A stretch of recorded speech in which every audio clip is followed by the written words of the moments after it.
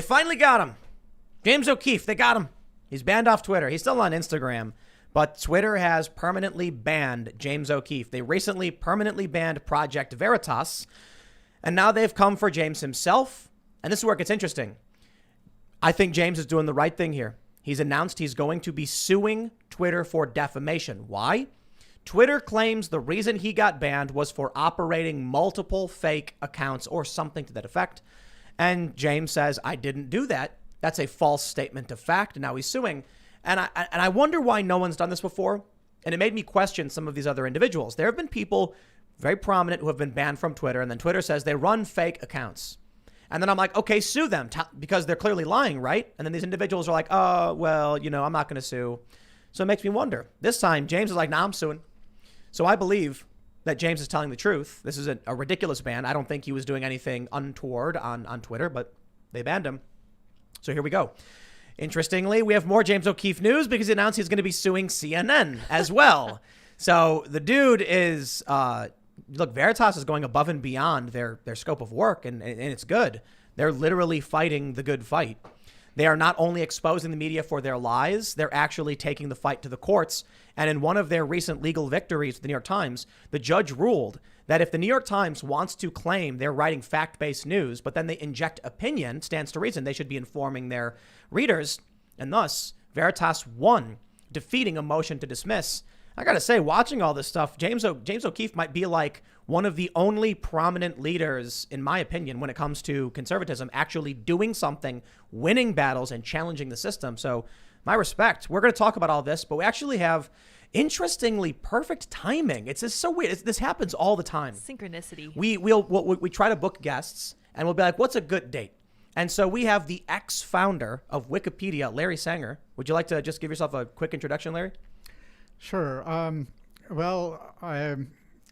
What should I say? I grew up in Alaska. All three of my degrees are in philosophy. My claim to fame or infamy is starting Wikipedia. I've worked on a long series of nonprofit and educational projects, and now I am the president of the Knowledge Standards Foundation. We'll talk about that, I guess. Ex-founder of Wikipedia. So suffice to say, you're not happy with the way things went with Wikipedia. Yeah, no, I'm also one of Wikipedia's leading critics now. Interesting. I'm not happy with how it's gone. The reason I say it's interesting timing is that there's an overlap in the space of how Wikipedia operates, how fake news manipulates information, how big tech companies are banning people. So we'll get into all that. Larry, thanks for hanging out. We got Ian. He's chilling. You do have Ian Crossland, and welcome to my psychoactive experience, otherwise known as Timcast IRL. Magnets. And I want to tell you about the magnetic monopole. If you're not familiar, it's a theoretical or hypothetical magnet that's not found in nature, but it only has one pole. And so it has the magnetism facing in one direction. I think if we can master the magnetic monopole, we'll have levitation. Now, Ian is a co-founder of Minds.com as well. Yes. So this should be good. We'll talk a lot about the censorship and the fake news, and of course we got Lydia. She's chilling. I am in the corner. I'll just be nodding along tonight because this is way out of my wheelhouse, but I'm really excited to learn about all this stuff. My friends, before we get started, head over to timcast.com and become a member to get access to exclusive members-only segments of the show. Yesterday was a hoot. We had Jack Murphy and Seamus Coughlin from Freedom Tunes, and at one point, Jack Murphy said he loved Ian. Oh, thank you, Jack. Now, if you want to see that, you got to go to timcast.com, sign up, and we're working on the site. We're making it better. You can see now right at the top, there's a members area. You can just click it. We made it easier for everybody to find, and we're building things out because we're going to be rolling out a bunch of new content. We're bringing in a news editor, a paranormal subject matter editor. It's going to be a lot of fun content, new shows. We got a vlog already produced. We're going to upload it, make the new channel. It's going to be fun. With your support, it'll get even better. So do that. But don't forget to like, share, subscribe. And if you're listening on iTunes or Spotify, leave us a good review. Leave us 5 stars. It really does help. And tell all your friends how awesome this show is. And thanks for being here. We broke 1 million subs last night. And everybody, you guys rock. Let's jump into this first story. So definitely we're going to get to, I want to, get into the nitty gritty of Wikipedia because I was basically ragging on Wikipedia and then you tweeted at me and then I was like, yes, let's talk about, Wikipedia. But we do have some breaking news that I want to get into first. From The Wrap, Twitter permanently suspends Project Veritas's James O'Keefe. O'Keefe says he plans to sue the platform for defamation following the suspension. Twitter permanently banned James O'Keefe Thursday. The Project Veritas founder spent the preceding days posting videos taken of a CNN employee without that employee's knowledge, in keeping with his organization's practice of covertly recorded content. Copy editor, guys. But in violation of Twitter's policy. O'Keefe, who had over 900,000 followers at the time of his suspension, told the Wrap that he plans to sue the social media platform. Quote, "The account you referenced, James O'Keefe III, was permanently suspended for violating the Twitter rules on platform manipulation and spam," a Twitter spokesperson confirmed. "As outlined in our policy on platform manipulation and spam, you can't mislead others on Twitter by operating fake accounts, and you can't artificially amplify or disrupt conversations through the use of multiple accounts." That's an interesting statement to make, because now James could sue for defamation, assuming it's not true. The Rep declined to elaborate on the claim that O'Keefe was running multiple fake accounts, including how many he was running or how they were used. In a statement, O'Keefe said, "I am suing Twitter for defamation because they said I, James O'Keefe, operated fake accounts. This is false. This is defamatory, and they will pay. Section 230 may have protected them before, but it will not protect them from me. The complaint will be filed Monday." That reminds me of Watchmen. You guys, have you ever seen the movie Watchmen? Yeah, I have. Or read the comic at all? I think I did once, a little bit of it anyway. It just reminds me of when Rorschach is in prison and he's like, "I'm not trapped in here with you. You're trapped in here with me." And it's not a good one-for-one analogy, but basically they started a fight with somebody who was looking for I shouldn't say James was looking for a fight, but ready to win a war. Yeah, he only goes to war when he's going to win. That's what I've learned about James O'Keefe. He's been going to war. He's been going to battle, I should say, to win this war. So you may have heard he sued the New York Times. Oh, yeah. Now he's also going to sue CNN. So here's the next bit of this story, which will get us into the talk of censorship and fake news and things like that. This is according to Newsweek, James O'Keefe to expand his war on CNN with lawsuits, more video. Controversial undercover journalist and scourge of the left, so saith Newsweek, James O'Keefe appears to be waging a full-scale war on CNN that includes not only the undercover videos he's known for, but also a series of planned lawsuits against the news network and its anchors over issues that may not even involve him or his nonprofit organization. O'Keefe told Newsweek he will soon sue CNN and two of its journalists, Brian Stelter and Ana Cabrera, for defamation in a report about Twitter permanently banning Project Veritas. The February segment featured Cabrera accusing Veritas of promoting misinformation and calling a group of conservative activists, none of which O'Keefe says is true. Twitter reportedly banned Project Veritas over an anti-doxing policy after the group confronted a Facebook executive outside of his home. In the same February segment, Stelter claimed Project Veritas violated multiple rules. Meanwhile, O'Keefe posted video of CNN, so this I think most people are familiar with. Here's a statement from James. He said, "We are suing CNN, Brian Stelter, and Ana Cabrera, and we are going to represent others in defamation suits against CNN. We are going to launch a division for lawsuits," O'Keefe told Newsweek. I wonder where he got that idea. I like that idea. I believe we brainchilded that here on the show. Oh, yeah. Well, his is a little different, but when he was on the show, we talked about the People's Defamation Defense Fund or something to that effect. Mm-hmm. So when these news outlets start writing fake stories, there is an advocate to protect you from the media, the smears. Uh-huh. As we get into this space where everyone's a public figure, it becomes harder and harder to sue. For instance, Nicholas Sandman in the Covington Catholic case, they argued he was an involuntary public figure because someone filmed him standing on stairs, and now he was in the public spotlight. It's insane we've come to that point where basically no one is protected anymore. So if Project Veritas is doing it, I'm stoked. This guy's, winning some battles. There's a huge need for it, and I can only say that they eventually help give the same treatment to Wikipedia. Frankly, there's been so many people who have been defamed by Wikipedia, and there hasn't been any recourse. I remember back in 2006, I think it was, or 7, something like that. John Siegenthaler Sr., the father of John Siegenthaler Jr., I believe he's a co-founder of USA Today or so, something like that. in the Tennessean. He was the publisher or the editor. Anyway, very distinguished gentleman, elderly, retired, and he, they had essentially defamed him by saying that he had, gone to live in the Soviet Union back in the day or something like that. And it was bad and it was totally false. And he basically criticized me over the phone back then. And I felt bad. I really did. It's like I took personal responsibility. And that's one of the things that made me realize that, real people are harmed by this sort of thing. When did you, so look, I guess in the context of James and all this, Yeah. I think he's someone who has seen the lies and the smears firsthand for a very long time. Sure. I mean, so I went to Wikipedia and I looked up Project Veritas, and it says definitively they produce deceptively edited videos. Yeah.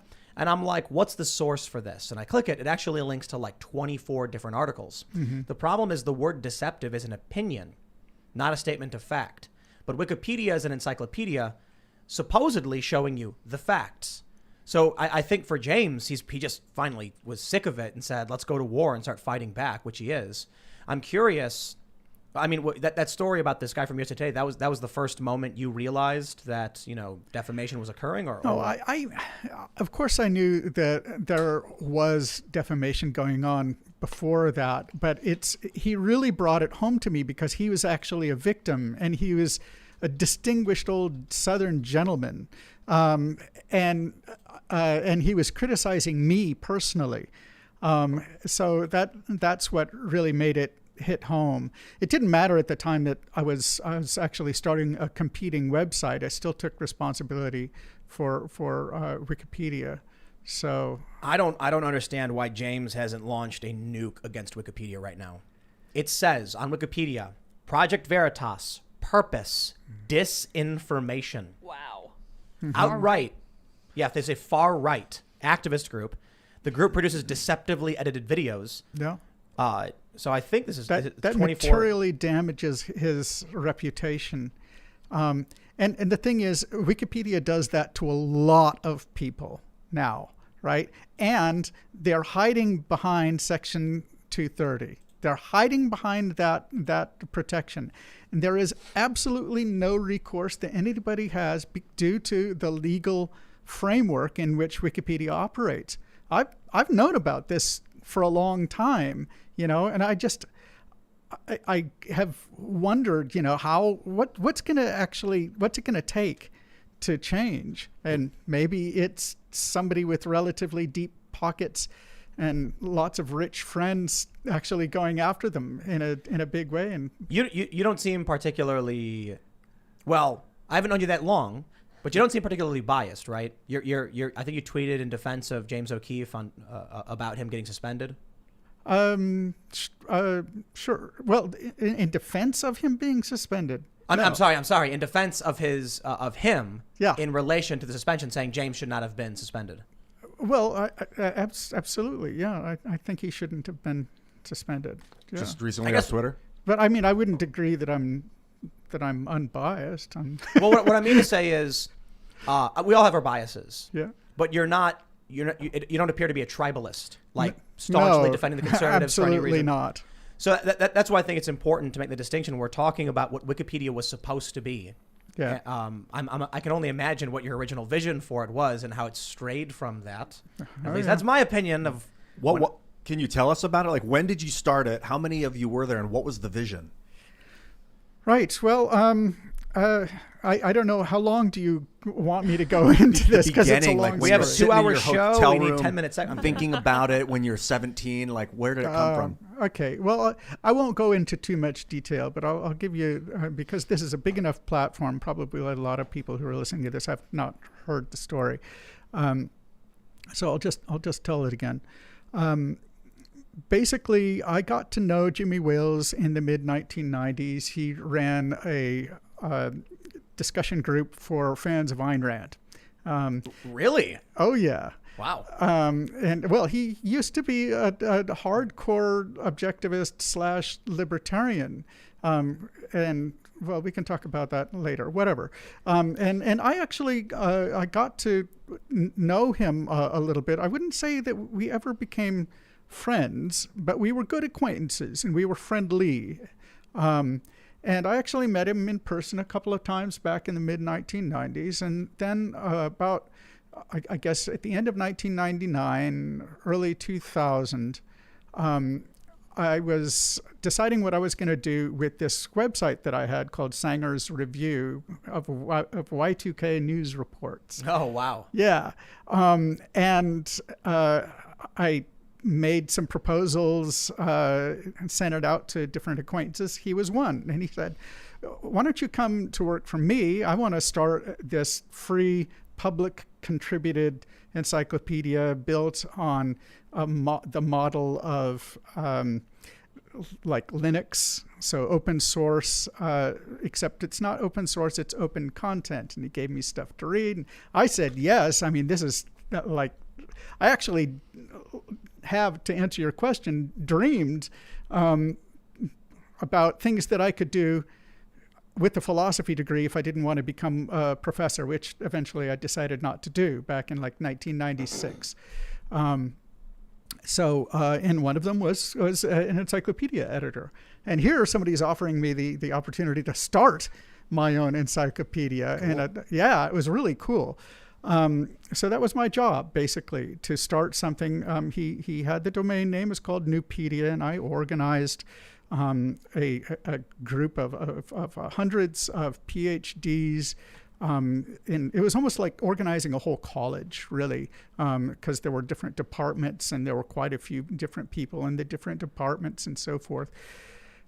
But I sort of worked with these people, and being academics, they like things being very regimented and top-down. And that's the system that we ended up with. Negotiating with them, we ended up with a system that had 7 steps. And it was a lot of work to get an article through that system. So in the end, we realized, actually, I shouldn't say in the end, close to the beginning, actually, we realized, we were well agreed that there needed something. We needed something to make it a lot easier for people to contribute, just the average person. So I cast around for different ways of allowing other people to contribute.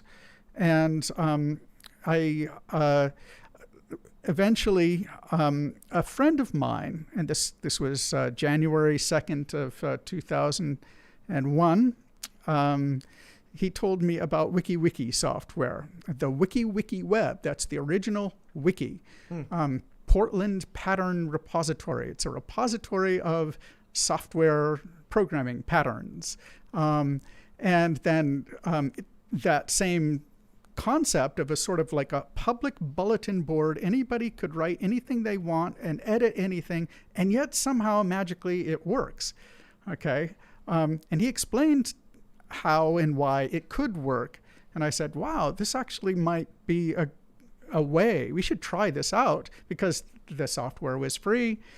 So that same evening, I went back, and I think Ben Kovitz is the name of my friend. We had a Mexican dinner, and in which he explained all of this to me. I went back to my apartment and wrote out a one-page proposal to Jimmy Wales, and said, can you guys install this software for me to use? And so a couple of days later, that was done. And so I just went to work like describing what a wiki encyclopedia would be like.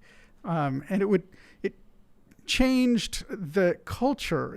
WikiWikis had been around for 6 years before that. So there was already a sort of internet culture surrounding wikis.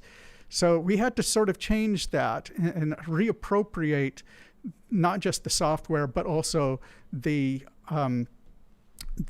culture for the purpose of creating an encyclopedia.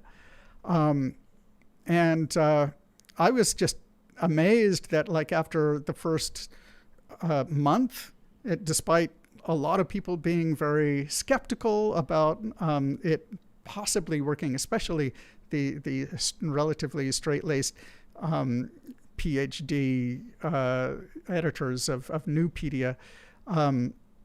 They didn't like the idea at all, and sort of Jimmy Wales himself was kind of in their corner in the beginning. And I said, well, okay, we're going to have to relaunch this, because originally it was going to be the Newpedia Wiki, right? It was a different course of or source of content for Newpedia. That's what it was supposed to be. And I said, okay, well, if you guys don't want it associated with the Newpedia brand, then we'll just relaunch it under its own domain name. And I came up with Wikipedia. We registered that. And originally, it was Wikipedia.com, because the whole enterprise was started by Bomis Inc. It doesn't exist any longer. And they were a startup of the old .com boom of the late 1990s, and they were well funded through ads, and then basically the funding disappeared. Even as Wikipedia was taking off, even in that first year. So basically, in that first year, everyone was amazed at how well it was working. Even just like a month into it, people were just excited to participate. And we observed after a few months how Google would spider all the articles, the new articles in Wikipedia, and there was a sort of like a stair graph of the growth of Wikipedia after the Google spider hit the site. There would be a bump in both activity on the site and just new people working on the site. And so it looked like a positive feedback loop. And I thought this can't be true. It's like too good to be true. But it was truly a viral phenomenon. Makes sense. Yeah. The more articles that get written, people search for things. There's a one-stop shop that has that subject. So Yeah. Google probably favored Wikipedia as the parent domain. And then whenever something got searched for, because Wikipedia existed, it treated it probably like a news source. Yeah, you got it exactly. That's pretty much how it worked. I don't know. Perhaps at some point Google made some special decisions that increased the overall ranking of the Wikipedia articles. The page rank algorithm was simpler back then, and who knows? It doesn't really matter. I think in the beginning it was just a lot of excitement about the whole idea. Bright-eyed, bushy-tailed, I guess. Very optimistic. For sure. I've been staring at this Project Veritas Wikipedia page, completely dumbfounded. It has their address. Why is the address for Project Veritas publicly listed with their mailbox number? That's on Wikipedia. Yeah, wow. That's insane. That's weird. Yeah. Well, I suppose they probably list locations for other corporations too, but it's very clear what they're doing. They add methods, hidden cameras, video manipulation funded by Donors Trust, a disinformation NGO. The whole thing is just smearing Project Veritas. And I'll let you guys in on some new information. Project Veritas has been, I'll call it an upgraded by NewsGuard from proceed with caution, red exclamation point, to under review. Huh. Good. So that doesn't necessarily mean they're going to get deemed credible by NewsGuard, but I can tell you this. Project Veritas produces videos where you can see someone's mouth moving. There you go. Yeah. The New York Times says, trust our source. We won't tell you who it is. You can't see him. You have no idea who said this. And I love it when they say sources familiar with so-and-so's thinking. Mm-hmm. It's like, oh, yeah, I'm familiar with the president's thinking, too, because I watch CNN. Does that make me a credible source, apparently, to these people? Yeah. And so I look at Wikipedia, and it's become, it's very obviously a political machine at this point. Yeah. Politicians in Congress edit it. You can go in and see the IP addresses. Yeah. There's companies called reputation management firms that you can hire. Anyone, you can go hire. If you want a Wikipedia page, let's say you're a senior level manager at a company and you're like, man, I want people to know who I am. You got $5,000. You just contact a reputation management firm. They'll do everything that needs to be done, from editing Wikipedia to getting the news sources created to then be credible, and make it look like there's a grassroots efforts to defend you if someone tries to get your page deleted, and they'll win. Because when you've got an army of unpaid Wikipedia editors versus a massive corporation getting paid, guess who's likely going to win? So at what point did you notice those things, Larry? It was very gradual, to tell the truth. I mean, let's put it this way.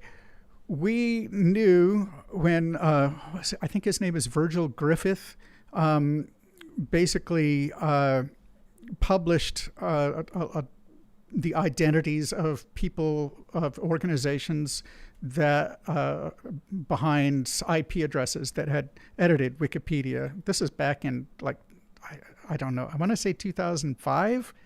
And the CIA was among them, right? And there were all kinds of politicians' offices. So we knew back then, a long time ago, that because Wikipedia was already in the top 50 or whatever it was, that they were going to start doing that. I think I didn't really get an idea of just how much the whole procedure might be controlled by various powerful forces until just in the last, like, I'd say 5 years, because it really has turned from a well-meaning public service aimed at the neutral point of view, as it was called, as it still is called, but now cynically, to a slightly left-leaning reference. That was like in 2005 or so. And then a clearly biased but still reference work in like 2010. And then basically in the last 4 years or so, it's just been nothing but propaganda. I mean, it's bad, at least when it goes into political topics and anything that has any sort of socio-political aspect to it. And I want to add this also to support what you're saying. If you just think about it, and this is not to say we don't have evidence that this is the case also, but it just makes sense. Look, it's like ranked 13 by Alexa.com, the website ranking service. And it used to be in the top 5, so they've dropped a little bit, but it's still huge, right? And why wouldn't, given that so much of warfare and spying that goes on is digital now, right?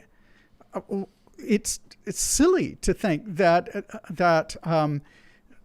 people would not be plowing enormous amounts of money into it, figuring out the way that the Wikipedia game is played and just manipulating it.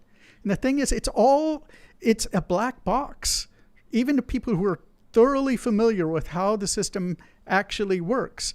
There are lots of decisions that are made between the power players in the system that we have no way of knowing about because the people involved are anonymous, and the decisions are not being made on the website. I can, my favorite way to prove the brokenness, the failed state of Wikipedia is by going to the article Man.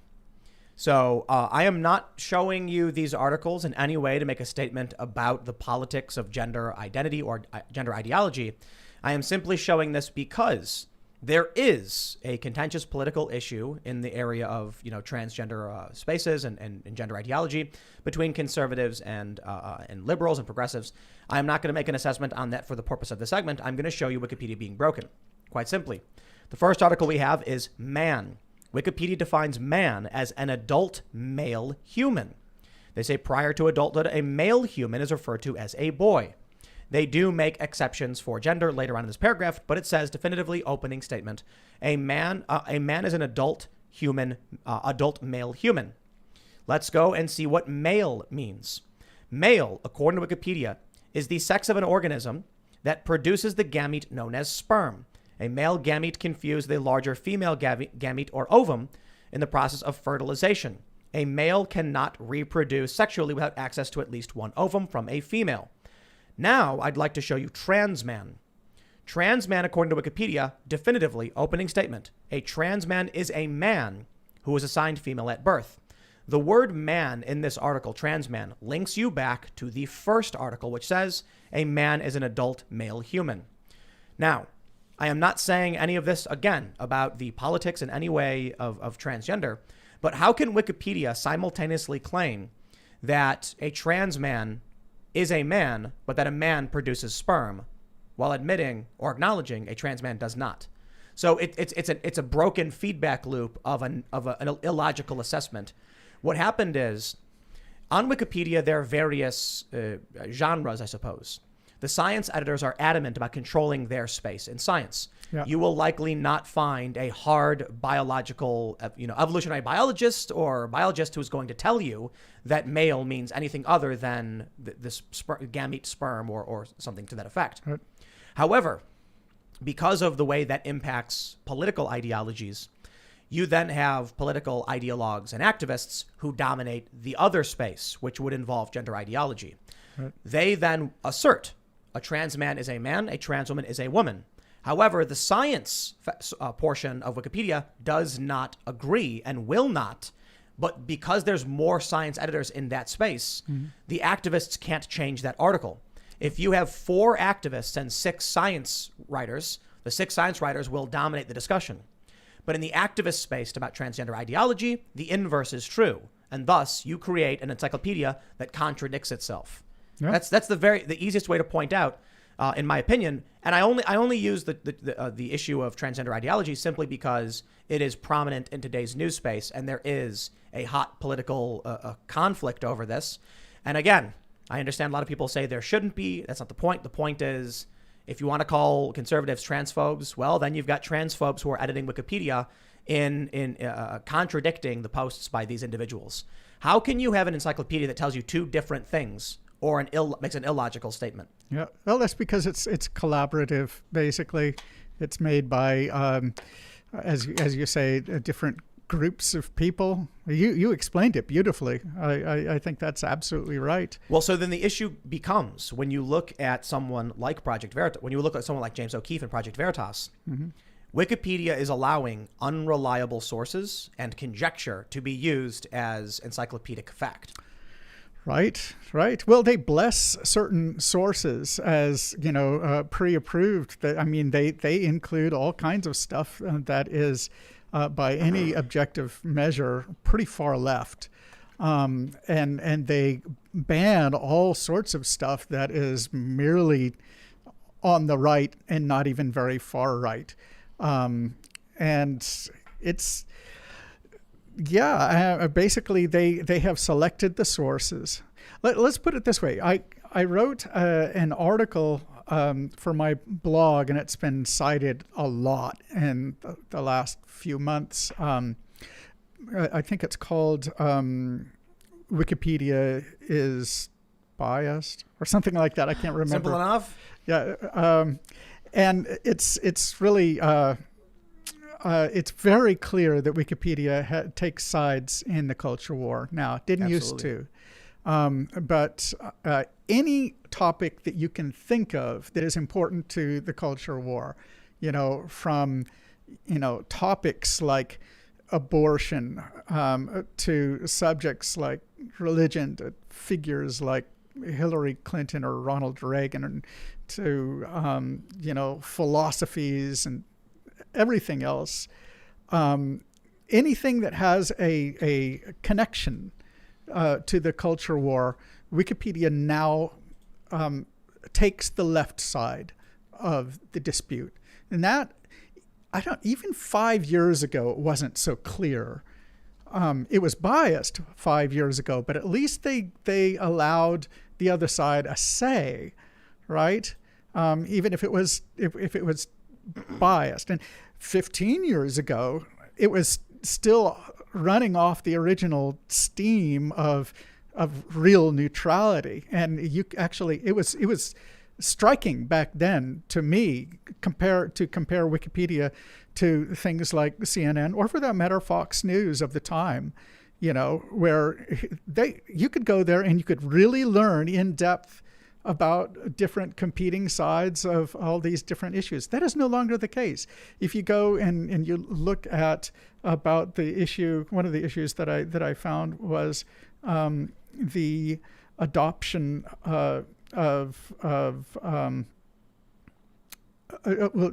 adoption and generally by gay couples. That's an issue that is somewhat controversial. There are different points of view on that, and you wouldn't know that from the Wikipedia article. You mentioned the black box of Wikipedia and the power players that kind of run, if not, you didn't say run the site. I don't want to put words in your mouth there, but sounded like they're making the decisions, and you say they're not people that work for the company, but who are they? That's a good question. I don't know.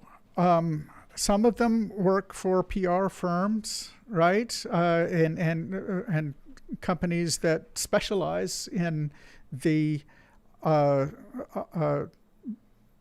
management of reputation via Wikipedia. Okay. I think there's got to be a fair number of people who work for spy agencies, not just like the CIA and FBI, but all around the world, probably, doing battle with each other to make sure that the articles are reading the right way. I think there's a lot of corporate shills. There must be, again, there has to be. They would be irresponsible, frankly, given the nature of the system, not to spend some money and just make the truth as represented by Wikipedia reflect what they want it to be. And you said that you thought a solution might be to get people to have their real IDs in order to be able to be an editor on Wikipedia. Well, that's not a proposal that I'm making about Wikipedia. I think it's a good idea. It's never going to happen, but at the very least, what they could do, and this is more conceivable only under great public pressure, will they even do this much? They need to at least identify by real names and identities the people who are making the important editorial decisions for Wikipedia. So the administrators, the check users, and the bureaucrats, as they are called in the system. Can you describe what the check users are really quick? The check users, if I remember right, are the people who have the ability to look up the IP address associated with any account. If you just go there and you make an edit and you're not logged in, which is still possible on Wikipedia, then your edit will be credited to an IP address. Everybody can see that. But if you simply make an account, then you can have your IP address hidden from people, except for the check users and people who are above them. Thank you. It just seems like the people in power, they're biased. They're part of the cult. They're part of the leftist tribe, and you talk about changes that need to happen, but I just don't see that being possible. Yeah. I don't see at any point the New York Times shifting back to reality, because the people who control the New York Times are either deferential to or part of the cult. Yeah. I'm not really quite sure what you mean by cult, but I'm just being offensive. I'm fine. Poking them on purpose. I'm talking about the ultra woke tribal leftist establishment types. Right. They're definitely part of the establishment now. I mean, and cult, I basically mean establishment. The very idea would have been absurd to us back in 2001, 2002. Wikipedia was part of a counterculture, partly because we were willing to represent all different points of view. partly because we were not beholden to any sort of corporate interests and so forth. But and even now, Wikipedia, even though it gets big donations from Google, so it kind of looks like the Wikimedia Foundation is beholden to Google and maybe some others with deep pockets. Nevertheless, they say they're not responsible for the editorial decisions on, and I think that's true, probably, that the Wikimedia Foundation, people there are not really responsible for the vast majority of editorial decisions on Wikipedia. So it doesn't really matter necessarily that they're giving money to the Wikimedia Foundation. It doesn't matter. Those people still have ways of getting money to the people who are making the decisions on Wikipedia. And not only do we have some evidence of that, individuals coming saying that, and PR firms saying, well, yeah, that's what we do, but it's obvious.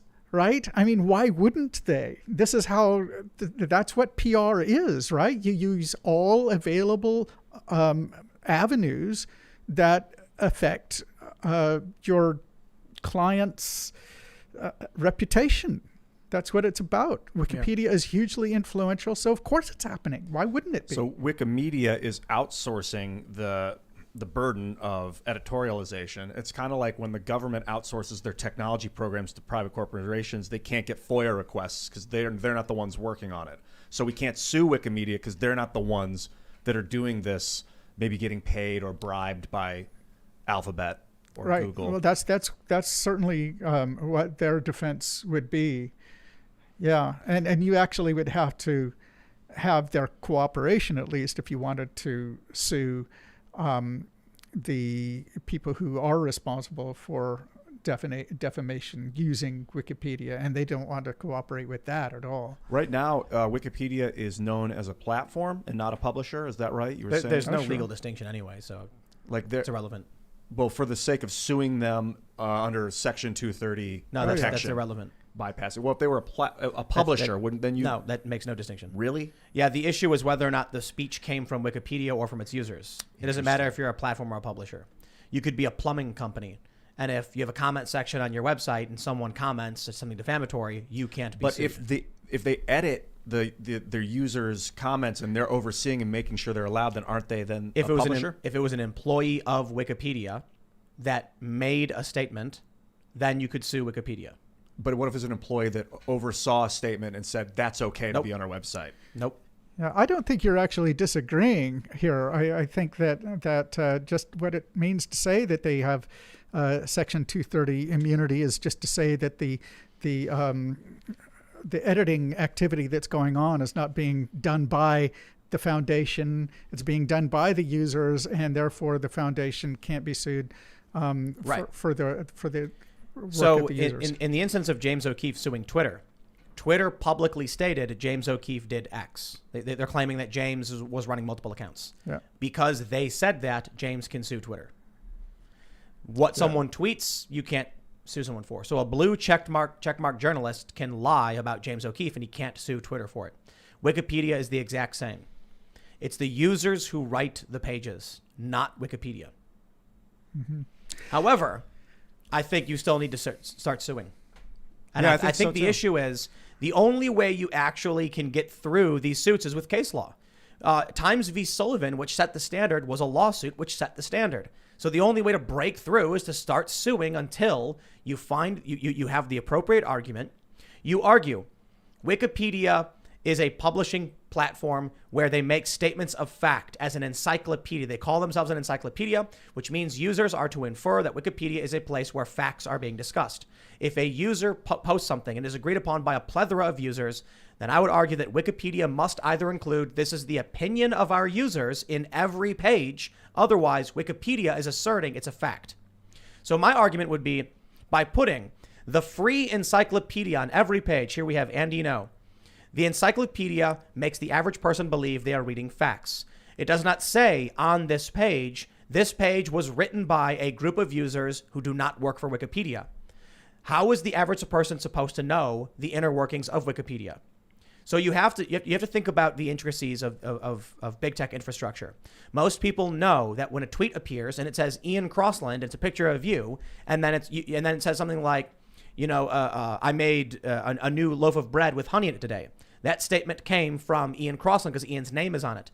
But forward-facing Wikipedia pages do not say that. You have to view the history in a different page. The page that is produced, I would argue, is actually published a statement from Wikipedia and not a statement from its users, because the statements from its users are visible only in a different page called the View History page. If a bunch of users come together, and imagine it this way. If a bunch of people tweet things, let's say I tweet Ian Crossland made kombucha. Lydia tweets Ian Crossland made bread. And then Twitter posts with the Twitter logo, Ian Crossland made bread and kombucha. That is a statement from Twitter, not from us. And it's up to them to verify whether or not your opinions. Well, there's real. still the actual malice standard, where Twitter could then argue that we believed this to be true based on the statements of Ian's friends, which a judge would probably find fair. And many states have what's called anti-slap legislation, which would knock this out immediately, making it very difficult to sue. The issue is you need to sue until you win. Yeah, you make it really. You state that argument very well, and I want to see it tested in court. I would just make more, because I'm not a lawyer, not going to try to pretend to be able to mount legal cases or anything, but I am a philosopher, so I'm going to talk about the philosophical aspects of it. The current legal situation in which there is no legal recourse under the current case law and the current statutory framework that is supposed to govern Wikipedia, it makes it possible for people to be grossly defamed by Wikipedia, and there is no recourse for that. It's an incredibly unjust situation. It just introduces all sorts of evil into the world that should not be permitted in a civilized society. It's so basically. There has to be some way to force a legal recourse. And I don't know precisely what it is. Maybe it's changing the law. But I think there's got to be a judge out there who's going to say, look, John Siegenthaler Sr. or whoever, Cheryl Atkinson is another good example. I've talked to her a lot about her problems with Wikipedia, and a lot of other people. All of these people need some way to be able to correct Wikipedia. They need to be able to set the record straight, because there is a record. It's taken to be factual, just as you say. That's absolutely right. Well, if it said every citation showed the user who said it, then I would say that's a user's comment. But if a user makes a comment and then Wikipedia puts it all into a page, I don't see that as user comment. I see that as Wikipedia making a statement. Here's another part of an argument, perhaps, and this is more a perhaps legal argument, that this wasn't the case back in 2001, but it is now. Wikipedia has a reputation. It's a very important reputation, because if something appears on Wikipedia, a lot of people just assume that it's factual, right? And, well, what are people supposed to do when lies, really damaging lies, occur in that sort of situation? Well, they could try suing the Wikimedia Foundation, but the Wikimedia Foundation is going to cite Section 230. They can try to sue the user, but how are they going to find out who the user is if the user is anonymous? So they could sue. There could be a class action lawsuit against the Wikimedia Foundation to the following: by all these people who are harmed by the Wikipedia system, which basically allows all of these anonymous people to say damaging things that have no recourse. That's itself a damaging situation for all of those people. It's a perfect class action lawsuit because it's a whole class that is affected by the situation. Do you think it would force Wikimedia to shut down if they were sued like that? Probably not. I mean, something had happened, I hope. I know they ask for donations every year. It seems like they're bootstrapped. I don't know if they're actually getting funded by Google. They probably got enough money, but you still got to fundraise. They've got a lot of money, and they've got a huge endowment, and they're not hurting for money in any way, shape, or form. I had some smear pieces written about me. I mean, it happens periodically, but I don't get it nearly as much as some other people, which is really fascinating to me. So I pulled up Andy No's Wikipedia, and boy, is it in depth. Like these people write about everything the guy does. My Wikipedia is like kind of barren, and they're like, why won't anybody write about this guy? I guess no one really cares. But when I had articles written about me that smeared me, I remember I called a lawyer, called some friends, some people with legal experience, and I was told this news article, first, if an academic writes an opinion piece, and then a news outlet says, a new study says Tim Pool does X, you can't sue the news outlet. They're referencing a study. Now, the study will claim that they just analyzed information and are giving an expert opinion. You can't sue them either. So, okay, so what do you do when an academic who's an ideologue for what do they call it, the humanities, asserts something to be a scientific fact when it's just their absurd opinion? Nothing. Well, when a news outlet actually smeared me definitively as the writer, I had talked with a lawyer, and they said, you can't sue. And I said, why? And they were like, the things they're saying about you are opinions. And I was like, but this is a news article. They're saying Tim Pool did this. And they're like, yeah, but that's an opinion. And I was like, I'm flabbergasted by this. I think you need a new lawyer. No. I've talked to many lawyers, and they are correct. So I talked to lawyers for 10 years about copyright infringement, manipulation, lies, and smears. And I'm not going to pretend to be as well-versed as a lawyer, but I've been through this many times. The problem was if they read an article that says Ian Crossland is a white supremacist neo-Nazi who associates with neo-Nazis, those are all opinions. You can't sue them. Well, James O'Keefe sued because the New York Times said they were deceptively editing or something to that effect. And this is when we got new precedent, or at least something you could reference so far, where the judge said, if you are writing a fact-based news article or an article that's purporting to be fact, stands to reason if your employees are injecting or interjecting their opinions, you must inform your readers of that. This is what brings me to the argument I'm making about Wikipedia. Same exact argument made by that judge. If Wikipedia is asserting two things, that their articles are cited with reliable sources, and the articles are not opinion pieces. This is an encyclopedia, right? Encyclopedia means fact. It's the facts about the issue. But they're not showing the user posts, nor are they putting this article was authored by and a list of every single person who wrote it. Then Wikipedia itself is making this statement. So it's a very similar argument I'm looking at. This is what's changing the game. And it's only possible because Project Veritas decided to sue, even though many lawyers probably said you can't win. They said, we're going to sue anyway. I've talked to way too many lawyers. I've talked to James about this on the show. We've talked about this. And it's very difficult. James O'Keefe up on his website, check this out. Over at projectveritas.com, they have a donation page. Donate to support our lawsuit against the New York Times. They're trying to raise $1 million. And you know what? I'm willing to bet it's going to cost them more than $1 million to sue the New York Times. So when you're a small YouTuber or Twitter personality, or maybe you got 100,000 followers, and then a news outlet that has a 24-year-old far left extremist who writes articles for them, writes mangled garbage saying Ian Crossland is a white supremacist, how are you supposed to have $1 million to sue a major news organization? That 22 to 24-year-old psychopath has the powerful institution at their back, and they can say whatever they want. You can't. So this is why we talked about this with James of the People's Defamation Defense Fund.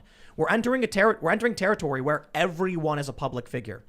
A kid standing on the stairs at Lincoln Memorial was what they tried arguing he was an involuntary public figure. You got a Twitter account, they'll argue he's a public figure. She's a public figure. Therefore, the actual malice standard applies. How is somebody who's just like a social media user supposed to compete with the New York Times? It's a scary thing. Yeah. Project Veritas got passed a motion to dismiss. And they're well funded. You know, I think they're a multi-million-dollar operation. You can look at their 990s, their tax forms, because they're a 501c3. And they have good money, but they don't make nearly as much as the New York Times does. The New York Times is bringing in what, like $50 million a month or some ridiculous number from subscriptions. The New York Times can just say, okay, everybody halt this month. We're going to dump $50 million to nuke James O'Keefe. And what do? It's called lawfare. So James has gotten pretty far, and it's amazing.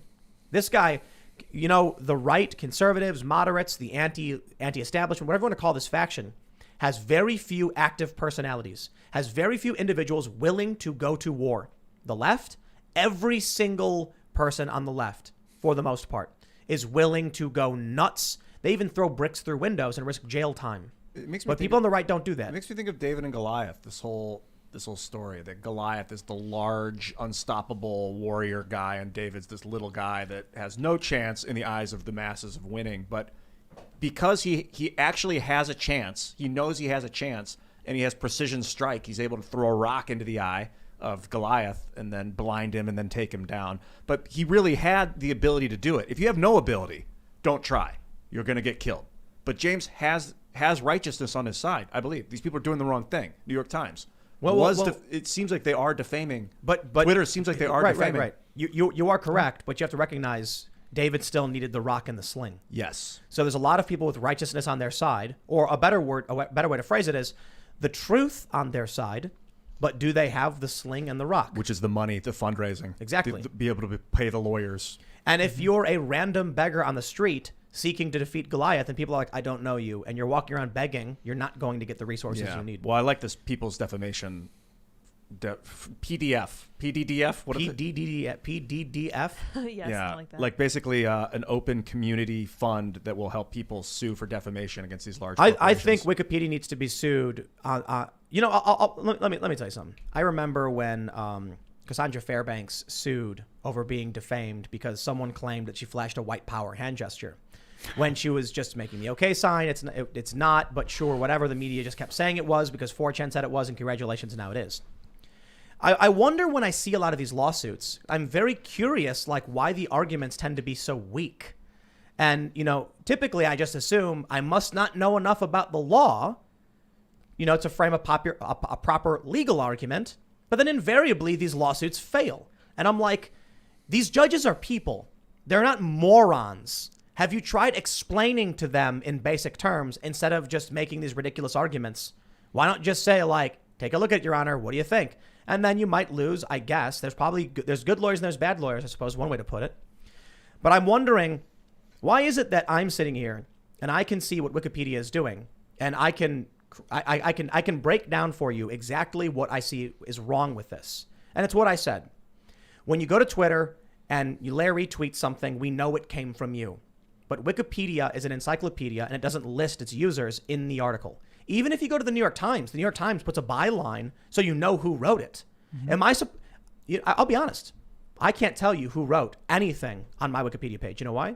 I'd have to go through 300 or 400 pages to look at every single individual to figure out what user this actually came from. Even then, you're only going to get IP addresses. Some of them, yes. Yeah. So it's not even an issue of coming from users. It's just random garbage splashed into a background that Wikipedia then publishes it under its own name.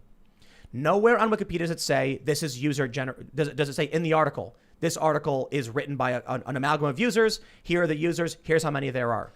They're going to need to buy Wikipinion.com. It is Wikipinion. It basically is. That's all it is. It's Wikipinion. I'm sure they own that. But, so to summarize your point and the point that I was making then, Wikipedia has this total, how do you put it?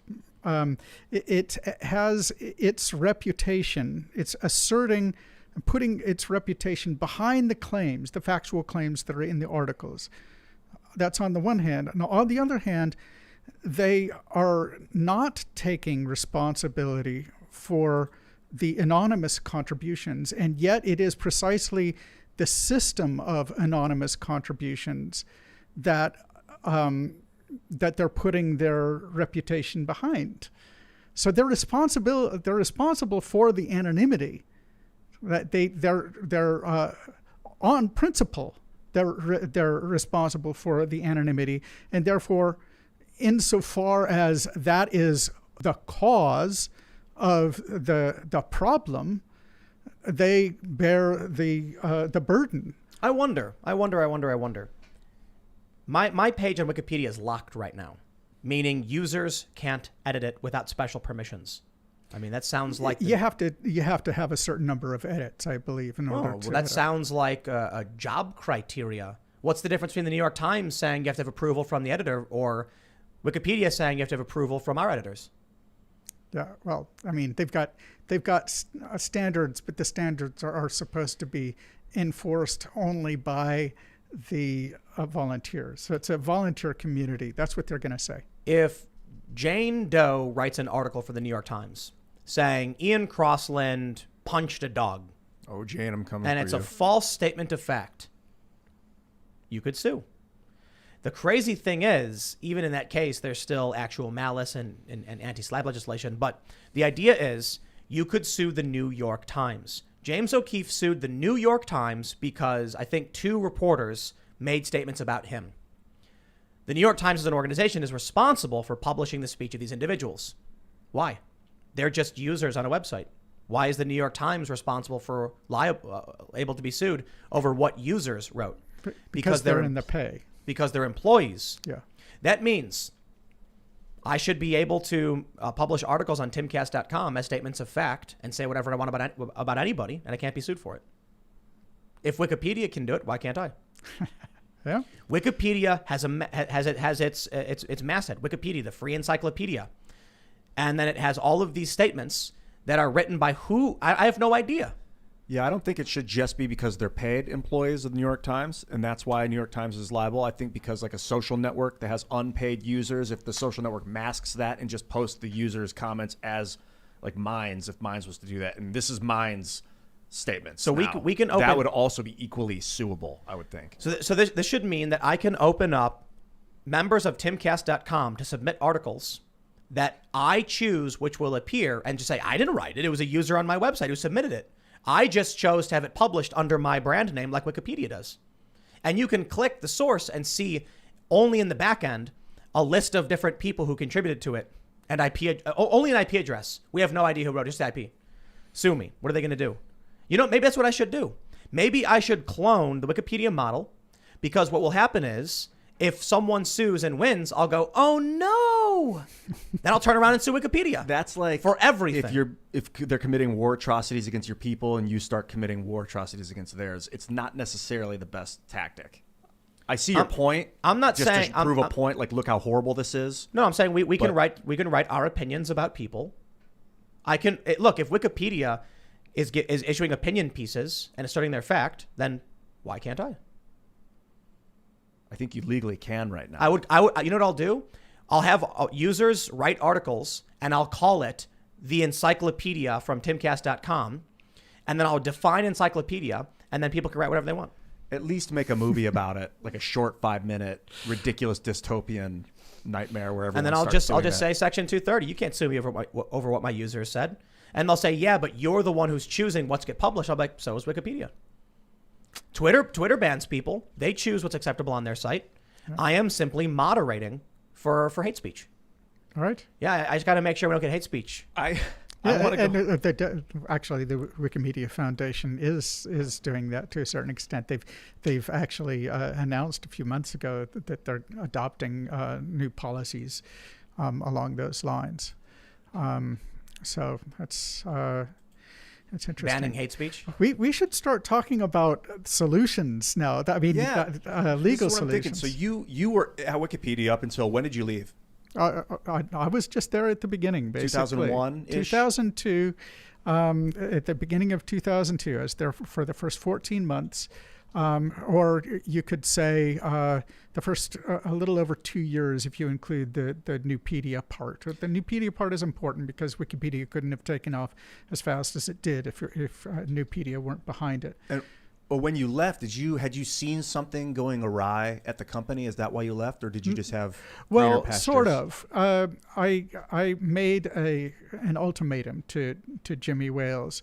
First, I left because they stopped paying me because their source of funding. I was the last of the new hires to be laid off. Okay, fine, and I needed to spend my time actually making money. But then I permanently distanced myself from the Wikipedia project at the end of 2002, the beginning of 2003. And I made Jimmy Wales an ultimatum. I basically said, you need to do something about the problem users that are driving away all the good people. And you need to give some way, some sort of role, even if it's very almost nominal, that academics, experts can have in the system. Maybe approving on a different website official versions of articles.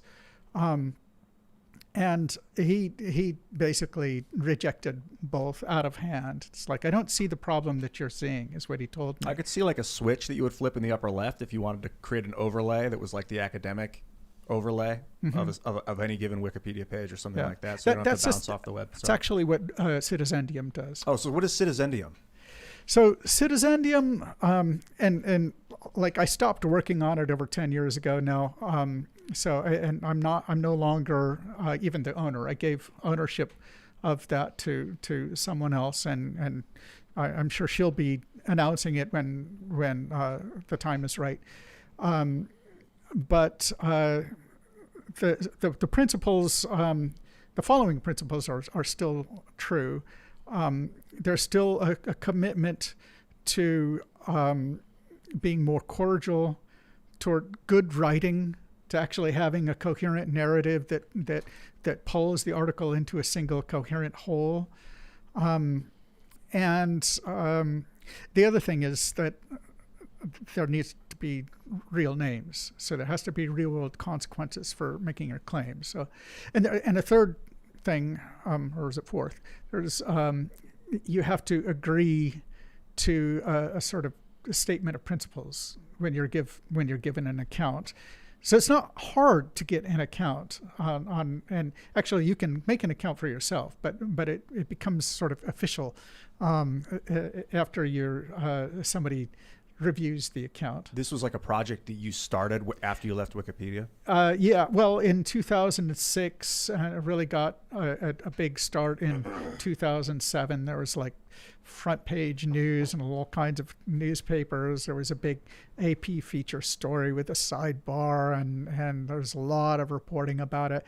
And then it kind of petered out after a year or two, mostly because Wikipedia had its greatest growth curve at the time. So I wish Citizendium all the best, but it's the system is too similar to Wikipedia, frankly. People who want to work on that sort of thing tend to go to Wikipedia.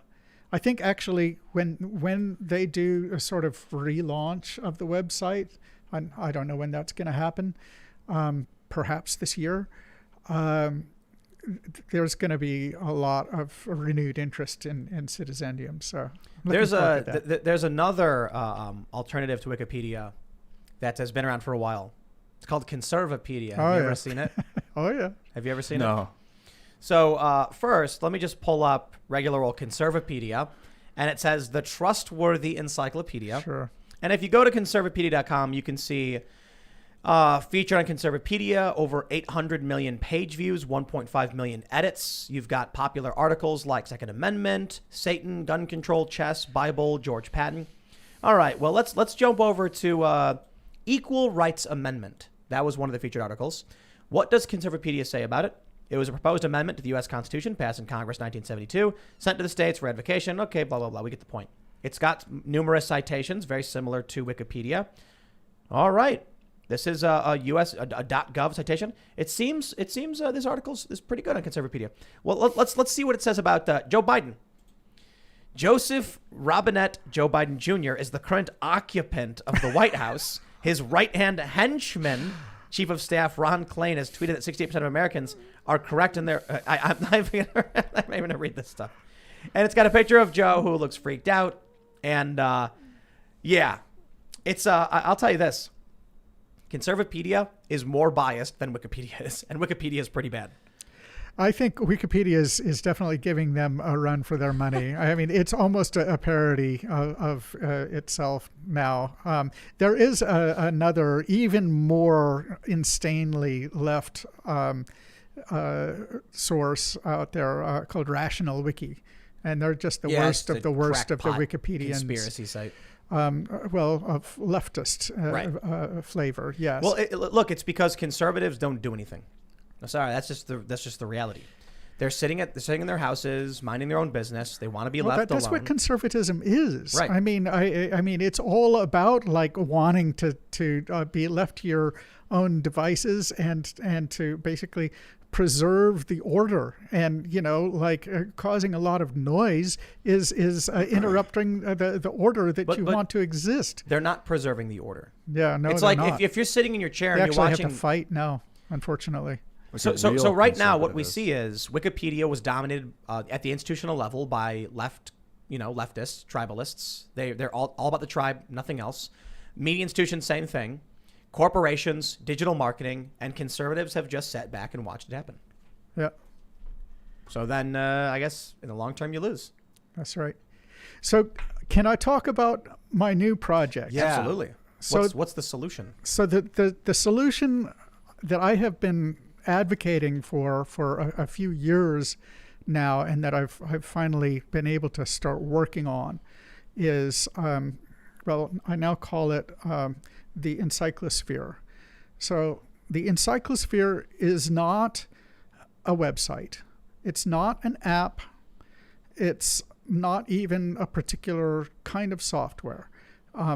It will be, when it exists in all of its glory, it will do for encyclopedias what the blogosphere does for blogs. It's going to be a network of encyclopedias. So what ought to exist is the ability to find the latest and greatest articles from any source that isn't articles that are encyclopedia articles, to surface the best very quickly, even if they were just written a couple of days ago. They should be able to leapfrog over the lame stuff that's on Wikipedia that appears there only because Google happens to push it at people because it's on Google. Are you familiar with cytogenesis? Sure, yeah. You've heard of this? Oh, yeah. So this is I believe it was a XKCD comic that coined the phrase. Is Yeah. that it? So what happens is someone will randomly edit, correct me if I'm wrong, someone randomly edits a Wikipedia page with fake information. Yeah. And then a writer at the Huffington Post will be like, I need to write about Larry Sanger. So they pull up the wiki and it says he once, he was an Air Force pilot in World War II. Yeah. And then they go to write their article and say, Larry Sanger, an Air Force pilot from World War II, is also a co-founder of Wikipedia. Publish. Then someone on Wikipedia says, hey, whoa, what is this? What is this? They're claiming this guy was an Air Force pilot in World War II. He's not that old. And then someone will go, it's right here from Huffington Post. And then they add the source. And now it gets cited in Wikipedia. And cytogenesis references that Wikipedia fake information is used by journalists and then becomes the source for itself. It's so gross. Right. It's like eating Right. your own poop. So how do you solve for that in your solution? Well, because you mentioned jumping over Wikipedia, for instance. So I'm like, how do you get past things like that? Okay, well, that's an issue about quality. And what I propose is, if we're already defining technical standards for the publishing of encyclopedia articles, in the same way that RSS and Atom are technical standards for defining the publishing of blog posts, right? So if we're already doing that, then we ought to be able to add to those standards some standards for evaluating articles, for allowing people to post their ratings of articles. So a sort of decentralized, centerless, leaderless system for allowing people to declare what their rating of the various contents of the Encyclosphere is. And by the way, the Encyclosphere is not like a new encyclopedia. It's not an encyclopedia. It's a collection of all the existing encyclopedias, or it will be, plus any new stuff that is added. I have a solution. Yeah, okay. Why don't I just buy some Funkin' Wagnalls or Britannica? Those still exist, right? Sure. No, but what about the paid encyclopedias? I mean, those could be an easy path, or are those institutions biased as well? Well, a little bit, not nearly as bad as Wikipedia, but what dated, I suppose. That doesn't solve the problem. They're relatively small, and people go to Wikipedia. The reason that Wikipedia took off in the first place is that it's got all kinds of information that can't be found in other sources, and unfortunately, that's still the case. It's fortunate that it exists, right? So don't get me wrong about that. I've never denied that Wikipedia is very useful. It is. But it's unfortunate that that's the only easily findable source of information. But if there were simply a way to get the information easily in front of people from many different sources, as if it were all in one source, then well, I think people would actually use that rather than Wikipedia. It's kind of like what we're working on with the Fediverse. Are you familiar with the Fediverse? Yeah, well, it decentralizes encyclopedias. So the Fediverse decentralizes social media. I'm wondering when you do ratings on encyclopedia articles, so if you want a grand user rating system, so you want to put the best stuff to the top, if you get one article with 100 ratings, 98 of them are 4 or 5 stars. 2 of them are 1 star. Would then you look at that user that put the 1 star and look across their scope of ratings and see if they've often given ratings that are counter to the mass, and then downgrade their value as a rater. Yeah. Well, you're thinking about this from the point of view of an app developer, which is fine. But that's, if you really want a decentralized system, you can't think in those terms. What you want to do is simply create the technical infrastructure, the architecture as it's called, for getting the ratings out there and associating them with an identity, a real trustworthy identity. So if a rating of an article about epistemology, say, claims to be from me, somebody can prove that it is actually from me. So you need to solve those sorts of technical problems. And then once the data is out there, just like once all of the blogs are out there, or once all of the encyclopedias are out there using the same standard, then there can be a zillion different apps that are built on top of that. And you don't have to agree on whose ratings are worth following and using and all the rest of that. There can be a bunch of different algorithms for deciding what the most reliable article is. What if the solution is actually kind of simple? Remake Wikipedia, but require real identities for everyone. That's what Citizendium did. Oh, really? Yeah. There's also peer identity, which is interesting because rather than me having to give you my driver's license and my identification, so I'm centralized in some database somewhere, if I get enough people, other peers, to acknowledge that this is me, they see that I like dogs, I like Cocker Spaniels, I love the number 4, I'm a big fan of the color green, just so you all know.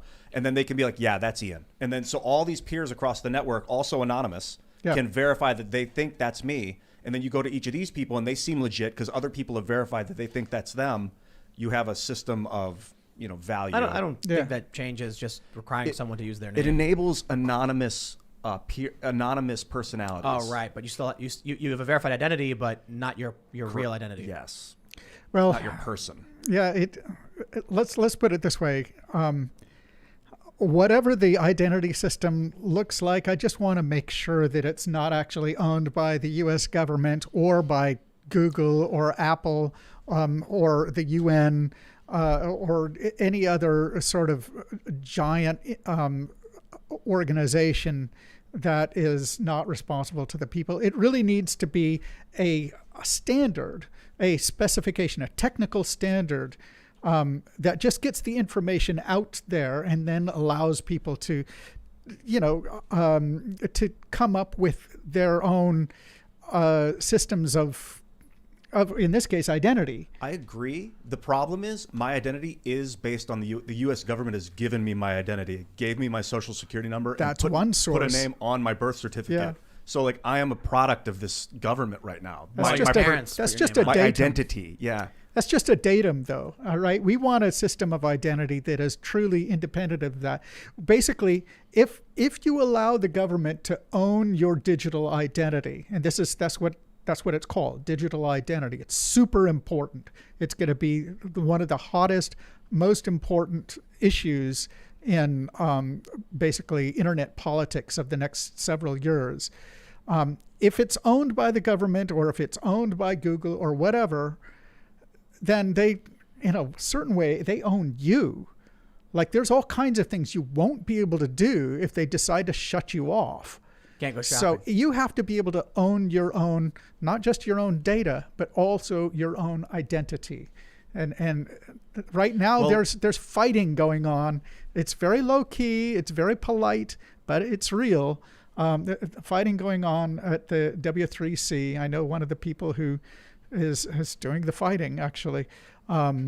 Between corporate interests who want a system that can be controlled, where you don't, in fact, own your own identity, that corporate interests do, versus a system where you can own your own identity and you can lay claim to anonymous identities. That doesn't force other people to accept them. I want to bring up this story real quick.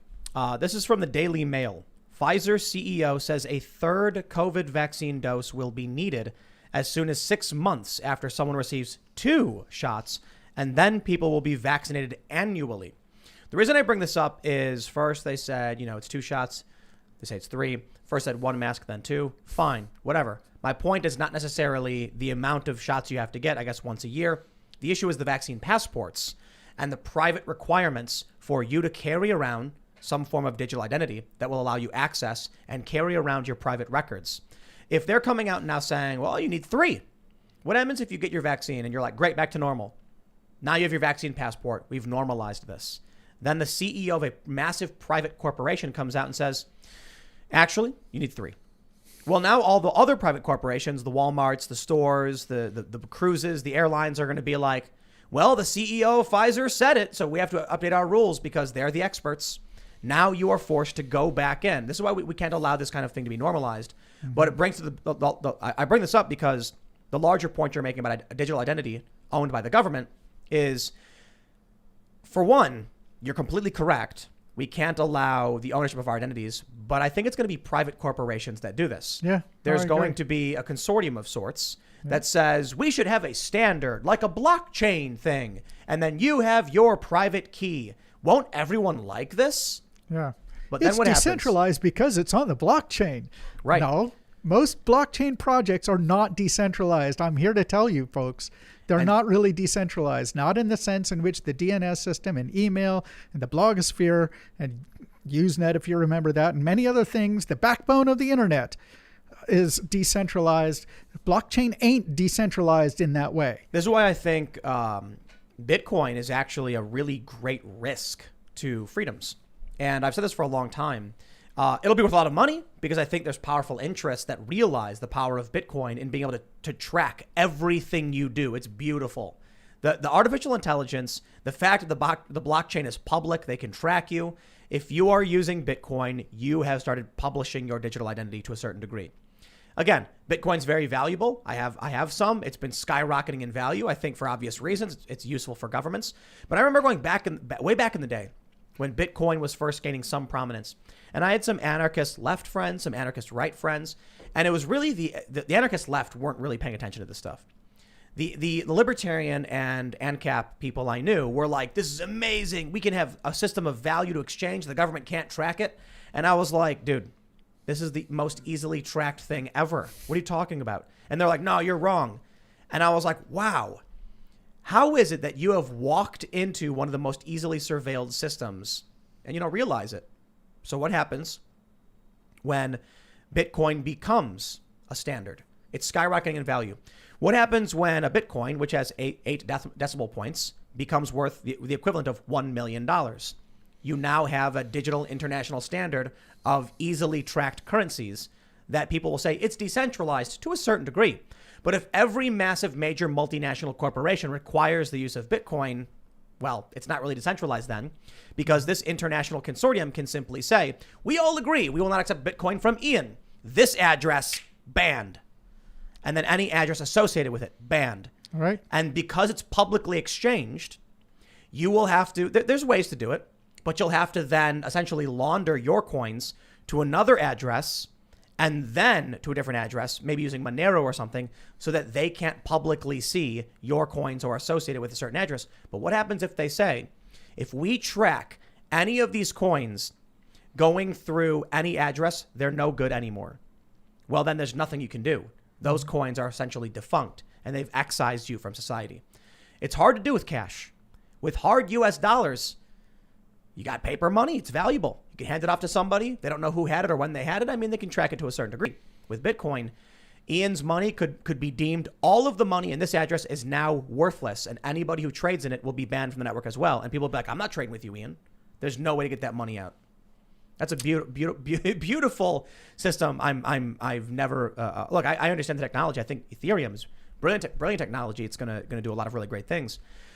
But people don't realize, you know, when the far right, as they say, started taking Bitcoin, news outlets started publishing the amount of money these people had. Okay, there you go. Yeah, I don't think using Bitcoin as a store of value is really the future. I think it's the smart contracts themselves and the ability to transact a token, a digital piece of information that activates a program. Well, that's Ethereum. Yeah, Ethereum. And right. That's brilliant technology. You can remove the middleman of the dude sitting there flipping the switch for you once he gets his paycheck. Like there's a lot that do that. EOS is another one. That's what the Wikipedia, the blockchain encyclopedia. Basically, they forked Wikipedia and they added another 1 million articles. A lot of them are auto-generated, but they've written a lot by hand for sure about all kinds of topics that aren't in Wikipedia. They're like not notable enough or something, or people who are only internet famous or whatever. And it's cool, and I support them. They actually are built on EOS. Unfortunately, they're an example, and I don't want to say anything too negative about even EOS here, but it bothers me. I'm sorry, I just have to say it, that the block producers, at least back in 2019, I don't know what the current situation is, the people who are responsible for deciding what goes on the EOS blockchain, they were all owned by Chinese corporations. So, I mean, okay, it's decentralized in one sense, but it's kind of centralized in another really important sense, too. The issue is private corporations, of which there is an ever decreasing amount that own everything. The CEO of Disney can go to the CEO of Unilever and be like, hey, so we agree, like, Ian Crossland's banned from society, right? And they'll make sure every company is off limits to you. I truly believe we need a program that will allow every individual to spin up their own token that then they can use as their own value transactions. So if you want to subscribe to my channel, you can give me $10 a month, or you can give me $9 a month in Ian coin. But why would they have? That'll give you 10%. So they get 10% off. The listen, this is subscription. how Everipedia solves the problem. So I don't want to come down too hard on them, but they have told me that if EOS starts, if like the block producers, the Chinese block producers of EOS start censoring the content of Everipedia, then they'll just make it possible to transact edits essentially using a different coin. And that would be cool if we can trust them. I just don't like having to trust people when the whole system is supposed to not require trust. Right, That's the trustless. whole idea. It's supposed to be trustless. I So- suppose we can just talk about the positives. In a Sure. society with your digital identity owned by massive corporations, crime will be gone. People will get arrested immediately. There'll be no more need for investigations. Mm-hmm. Passion murder will happen. Robberies will happen, but the people will be immediately apprehended and locked up in a private prison for, for profit. Sounds right. familiar. No more trials, all hard evidence. Everything's on the blockchain and tracked. And we will all live walking around with forced smiles. I don't like that. Everything is great. I'm happy. Are you happy? Ian, you're happy. I want to talk about Encyclosphere. Hey, Sure. okay. No, that didn't make me happy though, Tim. That was funny. What's how far along are you with Encyclosphere right now? So, well, we've been laying the groundwork, basically. A few different things. So we've raised some money, we've incorporated, and we've applied for 501c3 status. We've got 3 different software projects going. One is called factseek.org. It's just an encyclopedia meta search engine. It's not much, but it's useful for sure. Another encyclopedia meta search engine is, and these aren't owned by us. They're just affiliated with us. And the people who are working on those are people who are committed to helping to develop the standards for publishing encyclopedias. Let's see. The other one is called encyclosearch.org. And then we're also directly paying for the development. It's not encyclopedia related, but it's still decentralized, of a plugin for WordPress that basically it allows you to run your own microblog, so like your own Twitter feed that you own, nobody can shut it down via a WordPress blog. So I'm already doing that on a website called startthis.org, but pretty soon that's going to be running a different theme, and pretty soon after that there's going to be a plugin in addition to the theme. And in a later iteration, it's actually going to be possible for different blogs to talk to each other, and it'll look and act something like Wikipedia does, but it's all going to be transacted via blogging standards, the RSS and Atom standards. So like when I pull up one of your articles, I'll be looking at like the dog went to the zoo, and I'll be able to click on zoo and it'll take me, or like mouse over the word zoo and it'll like pull up like a... Well, no, I was just now talking about decentralizing social media using this WordPress plugin. If you're asking about the Encyclosphere is so it's hard to explain, and I apologize. A lot of people aren't going to be able to get it on the first pass, and it's because it's complicated. I'm not accusing anyone of being dense. There's all kinds of brilliant people who need this explained several times. And that's not because I'm smart. It's because it's got a lot of moving parts, right? So the idea is we're building a network of encyclopedias, or another way to put it is we're building a way to network together all of the existing encyclopedias, and then for just ordinary people to add new content very easily and quickly.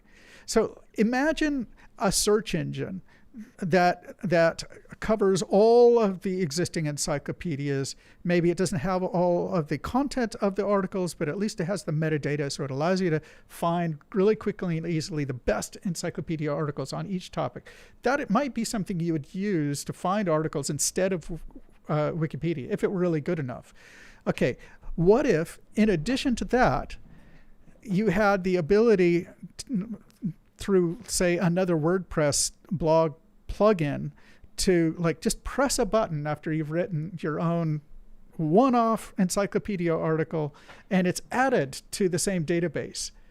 Then you wouldn't have to ask permission of anyone to add to this. And I think there would be all kinds of hobbyists and experts, professors and researchers and all kinds of people who would be delighted to have an effective way of adding to the world's knowledge, and it wouldn't just like be buried way down in the search results of Google. It would actually be in a format that can be collected and redistributed in a zillion different ways by a bunch of different independent apps. See, so it's creating the technical infrastructure for people making lots of different competing apps that tap into the same body of encyclopedia articles. I would love for, like, as I'm reading any boing article or whatever, that I can mouse over and click on any word in the article, or just mouse over it and it'll show me an overlay if I want to pop this, Encyclosphere app or whatever it is up. Browser extension. Something like an extension. Sure. As well as watching a video and you see the closed captions, I can choose any word that comes up in the closed caption. And if I see a bird flying by in the video, I could somehow search what is that? So that could bypass languages. They have that already. Yeah, This stuff has been like around that. for some time, actually. I think Google built it where you could be watching a video and then stop, or they demoed this, and the AI can identify in an image like Google does this. You can show an image and it'll be like, this is a lamp, this is an apple. And so that was one of the ideas. You're watching a show, it could pause, and you could be like, what's that shirt? It would do an instant Google image search and then show you the product, where to buy it. Different idea. One's an encyclopedia, one's a market, but, Well, we should jump over to Super Chats, though, and see what the audience has to say. And I'm first going to state something. The other day, I get a message from my brother, and he's like, hey, buy Dogecoin. And I was like, whatever. And so I just was like, fine, and I bought some Dogecoin. I didn't even think twice. Heck yeah. I don't know. I don't care. I was like, sure, whatever. My 10-year-old son has bought Dogecoin. It was at 10 cents. It's at 25 cents right now. Wow. He's made money. Awesome. So I bought some, and I'm seeing the chat blow up where people are like, Dogecoin. Full disclosure, I bought some. I am not confident. I just didn't care all that much because it's a quarter, so I just bought some, and now it's, well, we'll see. Could you imagine? Here's what I would love this. Considering I just bought some Dogecoin, I would love Dogecoin to beat Bitcoin and become the actual, but I guess Doge has no real support or something. I don't know. Anyway, my friends, smash that like button if you'd like to support the show, and subscribe. We are going to take your super chats. The first super chat we have is RJ Kolu says, Tim, if states, Texas, seceded, would you move to those states? Yes. Absolutely. Really? A whole question. other country, a new country? Texas? Yeah, would it become its own country? Yeah. Is that what about if it got invaded? Actually, I got to be honest. I'd say no. I wouldn't. That's dangerous. If Texas secedes, I would wait a little bit. And if Texas stays true to its values and the Constitution, and it upholds rights and expands them, because I guess they're talking about constitutional carry, then I'd probably do it. What would you do, Larry? I don't know. If that happened, I would worry about the U.S. government stopping people from emigrating. I mean, because I think that would be a real possibility. I'd think about that. There'd be a lot that would go into the decision. There's no way to know without all the facts, the whole situation. You have to wait a maybe little bit. For sure, maybe. I do want to mention, I am not giving financial advice. I actually would say I am not confident in the fact that I just bought Dogecoin, but I like it. It's funny, so I'm glad. Doge. The Doge. Yes. Didn't you buy some? Yeah, I bought a bunch. I bought thousands of them. Thousands. Oh. Back when they were like 9 cents. It spiked to 9 cents. I was like, I got to get in on this. And then it dropped down to 4. And I was like, It's at what have I 20 done? But I had diamond hands. That's right. It's at 25. Now it's at 25. Listen.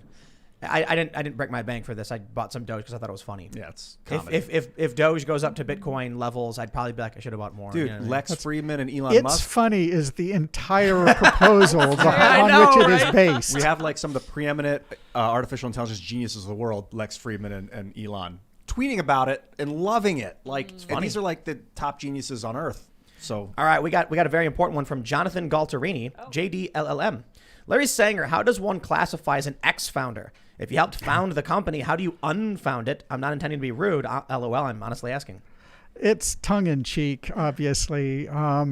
It's like it's a reference to a couple of different things. One is when I'm identified as a co-founder, a lot of people have just assumed that I'm still there, and they criticize me for it. And it's like, I'm tired of being criticized for Wikipedia when I'm on the front lines criticizing Wikipedia myself. There you go. Okay, so that's part of it. Another part is Jimmy Wales back in like 2004, 2005 started denying that I am co-founder. Really? Oh yeah, it's a big story, but it was back then. I don't really care anymore, but you know, he still hasn't come out and just said, yeah, he's co-founder. So it's like, okay, fine. I'm just gonna like distance myself from it entirely. I call myself ex-founder. Jimmy, now you are the sole founder. Okay, you're the sole founder. So that's fine. Go ahead. All right, we got Matt Daniel. He says, "Hey Tim, I bought Dogecoin after you talked about it in January during the GameStop thing. It's gone from 0.003 to 0.19. I made bank." Woo! Dude. That's funny. I mean, you know what? I should stop and think to myself about what I'm doing, because I often look. I remember when I was talking about Bitcoin was $2 and now it's 20, and everyone thought that was it, and then I still don't buy any. So I remember when in November Bitcoin was at 13,000. Now it's at 63. Mm-hmm. Jeez. Wow. Ethereum was at 1,000. I remember when Ethereum was like, what, $5? Yeah. And I was like, oh, that's a cool thing. And everyone was like, this is great stuff. And I'm just like, you know what? I'm not giving financial advice. I'm just going to criticize myself for being so smart and stupid at the same time. Smart enough to be like, I can see why that's valuable, but I'm not going to buy it. And now it's like, 10 years later, and I'm like, why didn't I buy it? What's wrong with me? So I'm just going to buy dumb things, I guess. Solid. Left is insane. Says, are you planning on taking substances like MDMA, LSD, or DMT in the future? Yes. If not, can you have someone on the show who knows a lot about them and can accurately describe the experiences? Those are illegal, That's by right. the way. Now, I suppose they're talking about in an academic setting where they have the legal authority to do so. Or in Oregon. No, I wouldn't. However, there is that extended state DMT thing that we talk about, every so often, which is really interesting. Have you experimented much with psychedelics? No. It doesn't seem like that guy, Ian. Yeah. They're amazing. Sometimes when you're in development, it helps. You just gotta look at Larry and then look at Ian, and then it's like Larry's definitely the psychonaut. no. I found with LSD. Ian, I think you need to look in a mirror. LSD lets you see shape, like structure, easier. For me, it did anyway. And I was able to more like mathematically perceive the shapes, which helped for like development and coding. Interesting. Yeah. All right, we got Dr. Rollergator. He says, "Congratulations on 1 million subs, Lydia. Great job as always." Thank you. Absolutely. The real president. Yeah. Dave says, "Hey Tim, I was working at a plastic extrusion plant in Wisconsin, in Wisco, and the boxes we were putting some rolls in said "Made in China" on them. It makes you wonder how often it happens to other products that are actually made in the USA. Oh, wow. Yeah. I bought an air purifier and it says "Designed in Florida, made in China," or like assembled in China. I'm like, come on, just admit it. You made it in China. Yep. Joseph Cole says, "Tim, you've inspired me to move out of the city. I am moving my family out of Denver. We can't take the Dems BS anymore. Thank you for the push." I don't know much about Denver. I've been there a couple times. I was in Colorado Springs, Fort Carson, I believe, right? Yep. Fort Carson. Big mountains. But I got out of the city because it's awful. It's nice. Yeah. And you realize how awful it is once you get out of the city. We've been out of the city since 2005. Wow. In the exurbs. I had a friend hit me up, saying like, I got the vaccine. I'm so excited. Normalcy. We're coming back. And I'm just like, we've been in normalcy like out here forever. Left. Yeah. Like I was talking to one of the locals out here and they're like, nothing changed for us. Literally nothing. You're in the mountains. You're in the middle of nowhere. You wake up in the morning. You go outside. There's chickens running around, pooping all over the place. In New York, though, you can't go outside. It's crazy, man. LA was just a depressing nightmare when I was there. Mm. People waiting in line outside of Whole Foods with That's masks really on, sad. afraid of each Nice. other. But you bought some Dogecoin. It made you feel better, I didn't made a it? bunch of Dogecoin. Got a bunch of Dogecoin. Ian's secretly a Dogecoin millionaire. I love it. Don't wait. Don't hesitate. Oh, don't give advice. No, just in life. Don't hesitate. Oh, okay, There you go. that's Yeah, good. That's good advice. Yes. Daniel says, "Hey guys, I really enjoy what you're doing here, and I've been watching you, Tim, since 2018. You've really inspired me with everything that you've done, and now I have my own independently hosted website, Webitology, on Google." Hey, there you go. Awesome. Whoa. Matthew Alcazar says the Texas State House just passed constitutional carry in an 84-56 vote. They passed it? Here. Holy cow. Now that goes to the Senate? I suppose it'll go to the state Senate if they have a state right. Senate. And I imagine it's going to pass. It's Texas of all places. like How a do they lot not of have support. constitutional carry? Right, seriously. West Virginia has constitutional carry. You don't need anything. You can just go to West Virginia and walk around with a gun. You can put it in your belt, and It's or- normal in the West. It's In, like like- a lot of people don't realize this. Like, not California. oh no, not in Yeah. California. That's Oregon, right. Oregon, and Washington are pretty good on guns, Yeah. right? That's my understanding. Alaska. Not the East Coast. Yeah. The bro- Colorado. Well, Colorado's getting worse. Oh yeah. Okay. Yeah. Turning bluer. The Bros Durham says Wikipedia did a number on Count Dankula and the Quartering's boss. Interesting. Brendan Leach said, Mr. Sanger, thank you for making research in high school and college so much easier. In particular, all of the links to the actual articles. Yeah, that's what I always said. It's like if you got a problem with the article, just click the link. Seriously. Here's the funniest thing I love about Wikipedia. I proved a point to my friend. This is probably 15 or some odd years ago, that you could take a link to a long, complicated scientific journal and then say whatever you want, so long as you put it in the citations. Mm-hmm. So you could take a scientific journal that says, like,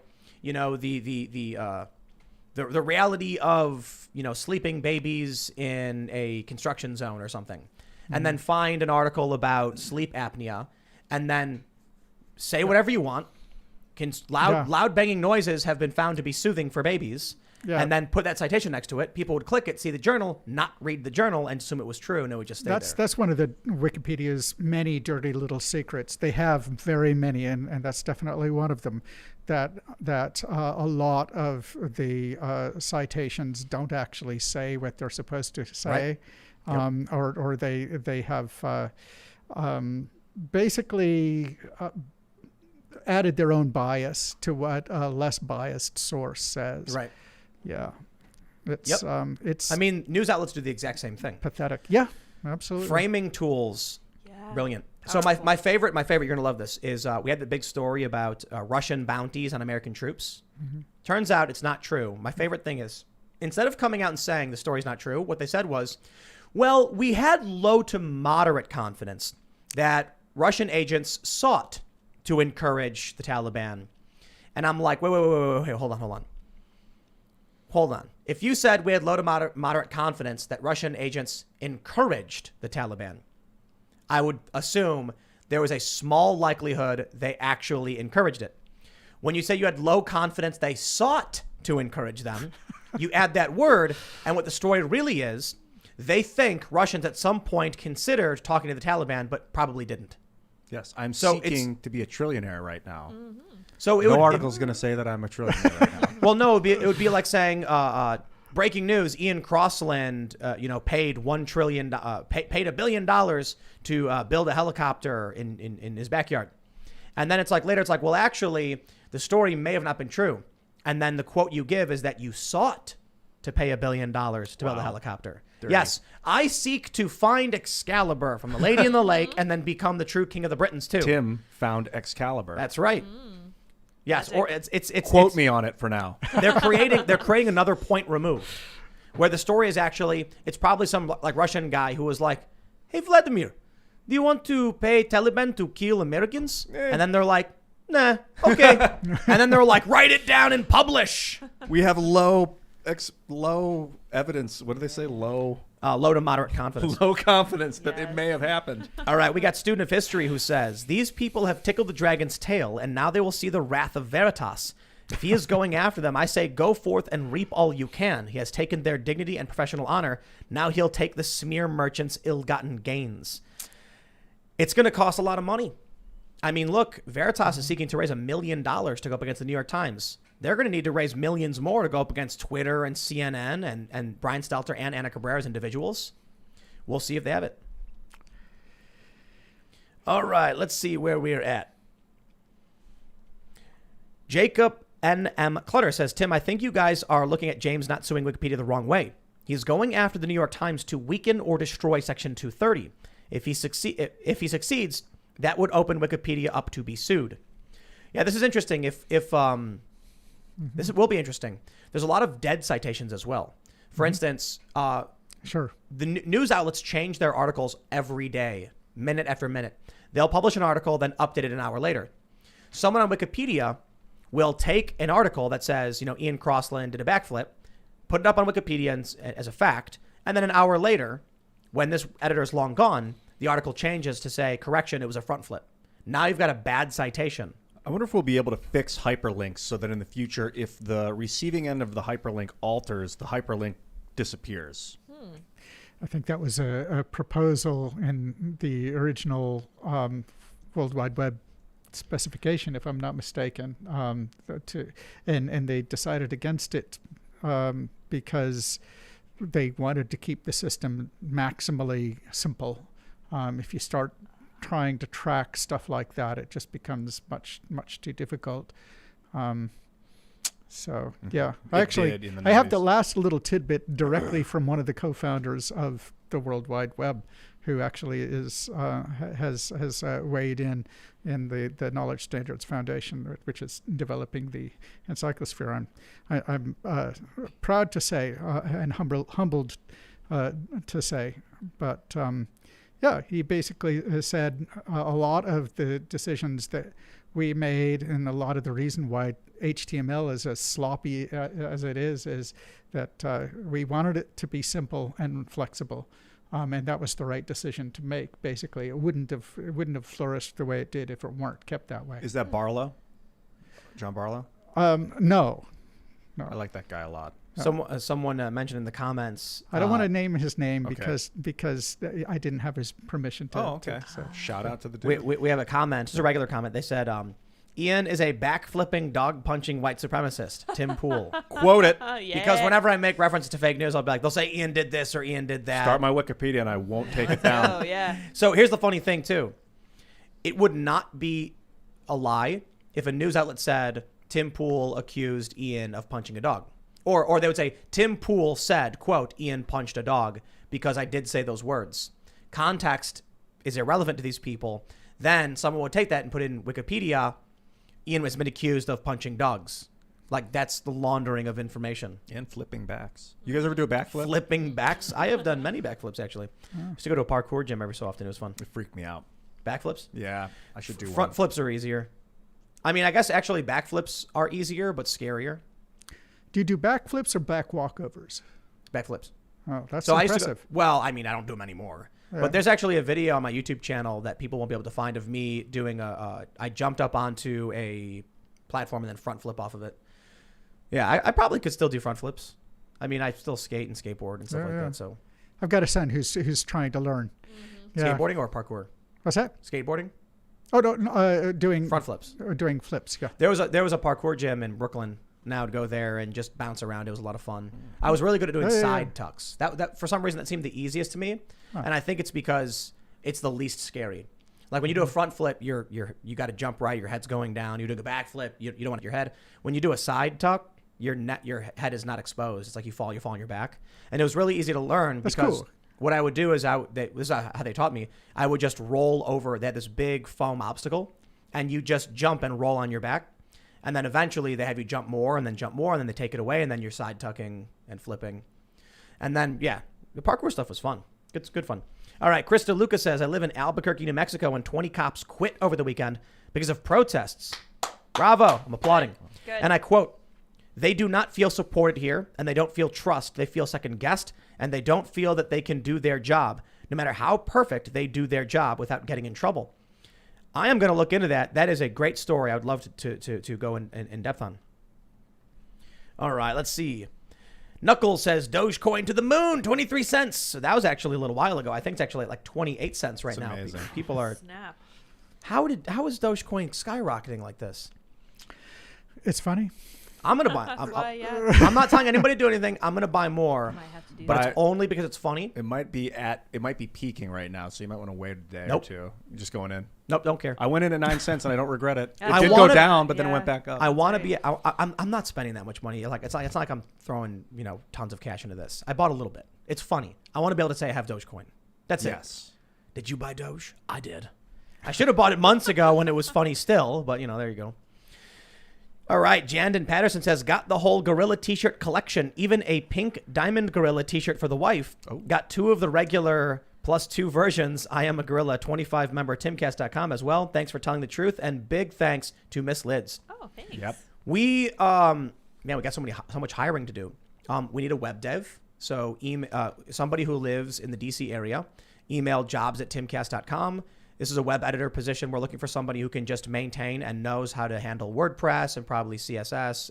It's CSS, right? That's what I'm saying. That is content system. What does CSS stand for? Know how to do WordPress stuff. Yeah. There you go. And so also post Such a articles. noob. There's a And lot of then- people like that. But we're also looking for a master of ceremonies Yes. for the Friday night events, of which we want to do every Friday with one big monthly event where our members actually have the option to buy tickets and show up in limited capacities, probably like 20 or so people. That's an MC for Timcast Media. Yeah, and the MC would actually be helping run the vlog. So the bigger position is coming up with ideas for fun things to film, and then Friday night is the big woohoo fun stuff. That'd be a cool job. Yeah, bands playing, comedians, all that good stuff, you know. So jobs@timcast.com. And I don't know. Resumes aren't as important as portfolio material. Cascading style system, is that CSS? I don't know. Okay. Cascading Send me style pictures of sheets. websites. Send me links to websites you've made, and send me videos about vlog stuff you've done. Thank there you. you go. There you go. We're also hiring. We're looking for a paranormal subject matter editor. So cults, murders, mystery, paranormal. We have a lot of UFO news coming out right now. So this would fall absolutely into the purview of this writer. The reason we're hiring for this because this would also be the production for the new show we're putting together, which is a podcast on murder, mystery, cults, paranormal. We'll be doing that with Cassandra Fairbanks. It's gonna be a lot of fun. Yeah. All right. Let's read some more. Set Me Free says, good wins in the end because it comes together to defeat evil. That's what's happening now with all these different personalities echoing information. Be good examples in your communities. The left is coming together. They're collectivists. They're a hive. So, yeah, It's not over until it's over. that's true. Noah Poa says 2 + 2 = 7, right? Don't worry, Tim. Jerry Nadler is just trying to fit in like us when he said, we're not packing the court, we're unpacking it. Unpacking it from 9 to 13. Come on, bro. LOL. I tweeted 2 + 2 = 7, and then I replied, I'm just trying to fit in. Because you saw the 2 + 2 = 5 thing. No, I'm not sure if I did. Big push from critical theorists that 2 + 2 could actually equal 5. Oh, right. Okay. I'm pretty sure that's not true. Yeah, I think all signs points are wrong. But they can say what they want, I suppose. Crinson says, back on Glocks, while the safety is a drop safety, there is no other safety. It's striker fired, so it has no hammer. But you can buy a striker-controlled device that replaces the backplate to function like a hammer. Safety plus. Oh, there you go. BCH broke $900? Jeez. Bitcoin Cash. BCH. Wow. There was a period where Bitcoin Cash, wasn't it like 10 grand or something? I don't remember. It's like Bitcoin and Bitcoin Cash forked. Yeah, they forked. Yeah. And then there was like no one knew which one was going to take over, and Bitcoin Cash skyrocketed, but then fell down and like dropped dramatically. It just, this strikes me as the entire market is escalating because the U.S. dollar is depreciating from inflation. And people want to have stored value somewhere And like else. they're trying to hide it by making it go up and down and up and down, but it just keeps going up. And the U.S. dollar keeps getting printed. A lot of comments are talking about Dogecoin. Like throughout the show, people have been like, Dogecoin. That's right. Dogecoin is big. Peanut Butter Jelly says Doge because stupid people don't know how to buy XRP. Dogecoin's funny. XRP isn't funny. Yeah, What am I supposed to laugh about? I invest in things that I think are like interesting to me, like a cell phone company or something like that. I like technology. I invested in Tesla. I like electric cars. I have a fraction. I was like, whatever. I had like some like $20 laying over, and I was like, just whatever. Yeah. But Doge is funny. Cancer Culture says, when will you have Tim Dillon on? He is the funniest comedian on earth. I don't think we will have Tim Dillon on. Probably because he's just too famous. Tim. I'd like to have Dave Chappelle on the show too, but Dave would be good. I don't think he'll come on either. Maybe we go down to Austin and get everybody to come do a big show with everybody. Well, we're planning on doing that tour, so maybe, Bradley Swan says, donate to Project Veritas. They will fight in many ways, in ways many of us cannot due to our jobs or life circumstances. Find the donate link in one of their videos and donate to these heroes. There you go. Bobby Bob says, I Googled riots expected tomorrow, and all but the bottom 3 results were about the Capitol. Yep. Have you seen that? We did this on the show. We Google searched riots on Monday. Yeah. Because we just had these riots. And what comes up? The Capitol, Trump, Capitol, Trump, Trump, Right, Trump. right. We go on Bing and we get Minnesota. We go on DuckDuckGo, we get Minnesota.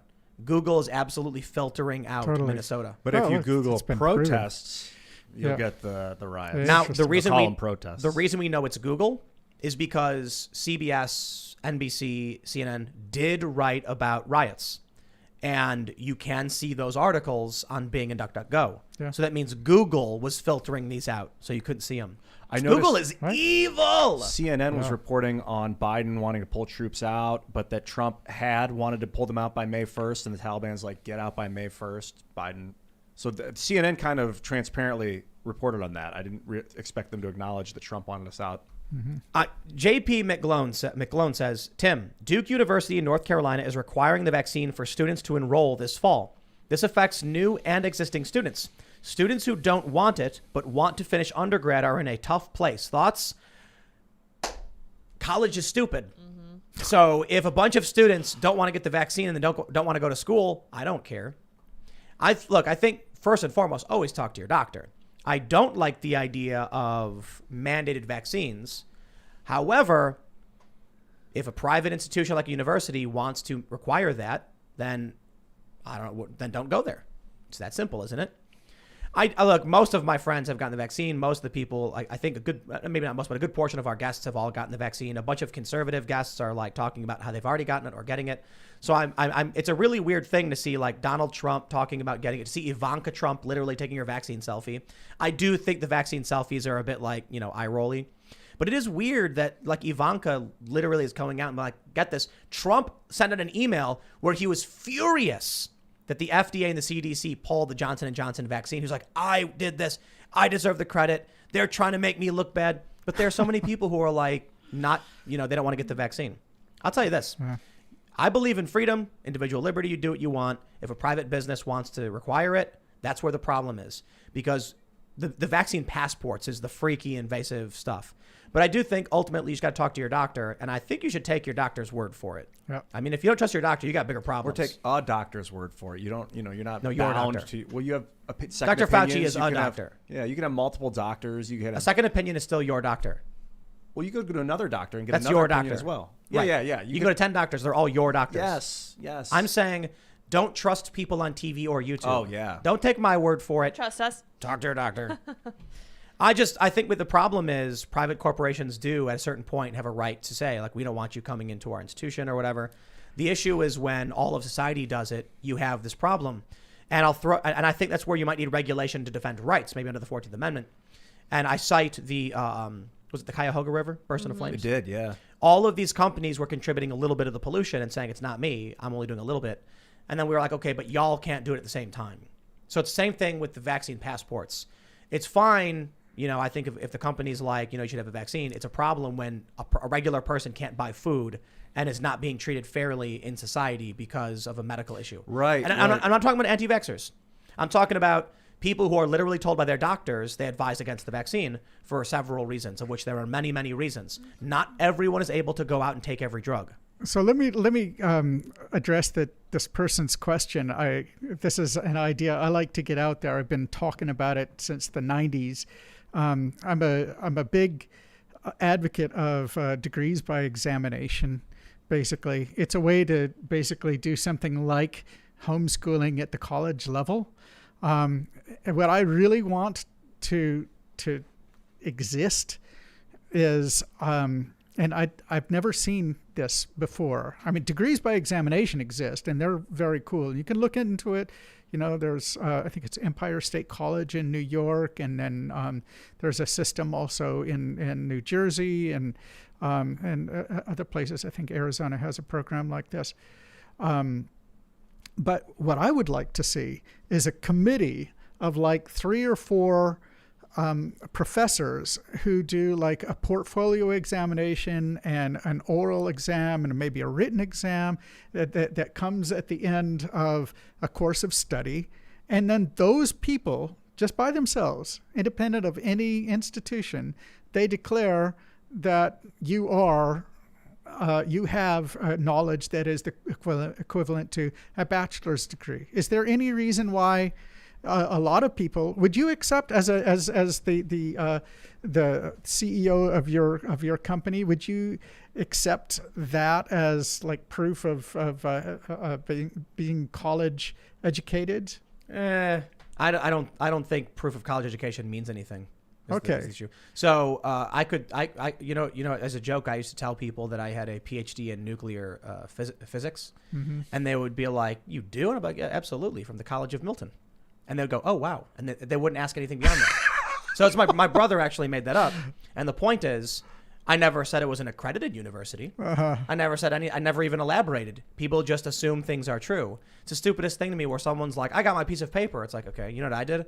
I took 2 months of a community college course that cost like $500, and that now my highest level of education is some college. Well, you're thinking about the value of a college degree differently than I do. You think of it as or you seem to think of it anyway, as having only economic value. And I think it represents a certain level of, intellectual attainment in a particular subject. Completely disagree. It ought to, anyway. Yeah, ought to and does, two different things. I Yeah. think my experience from people in colleges is that they're underwhelming.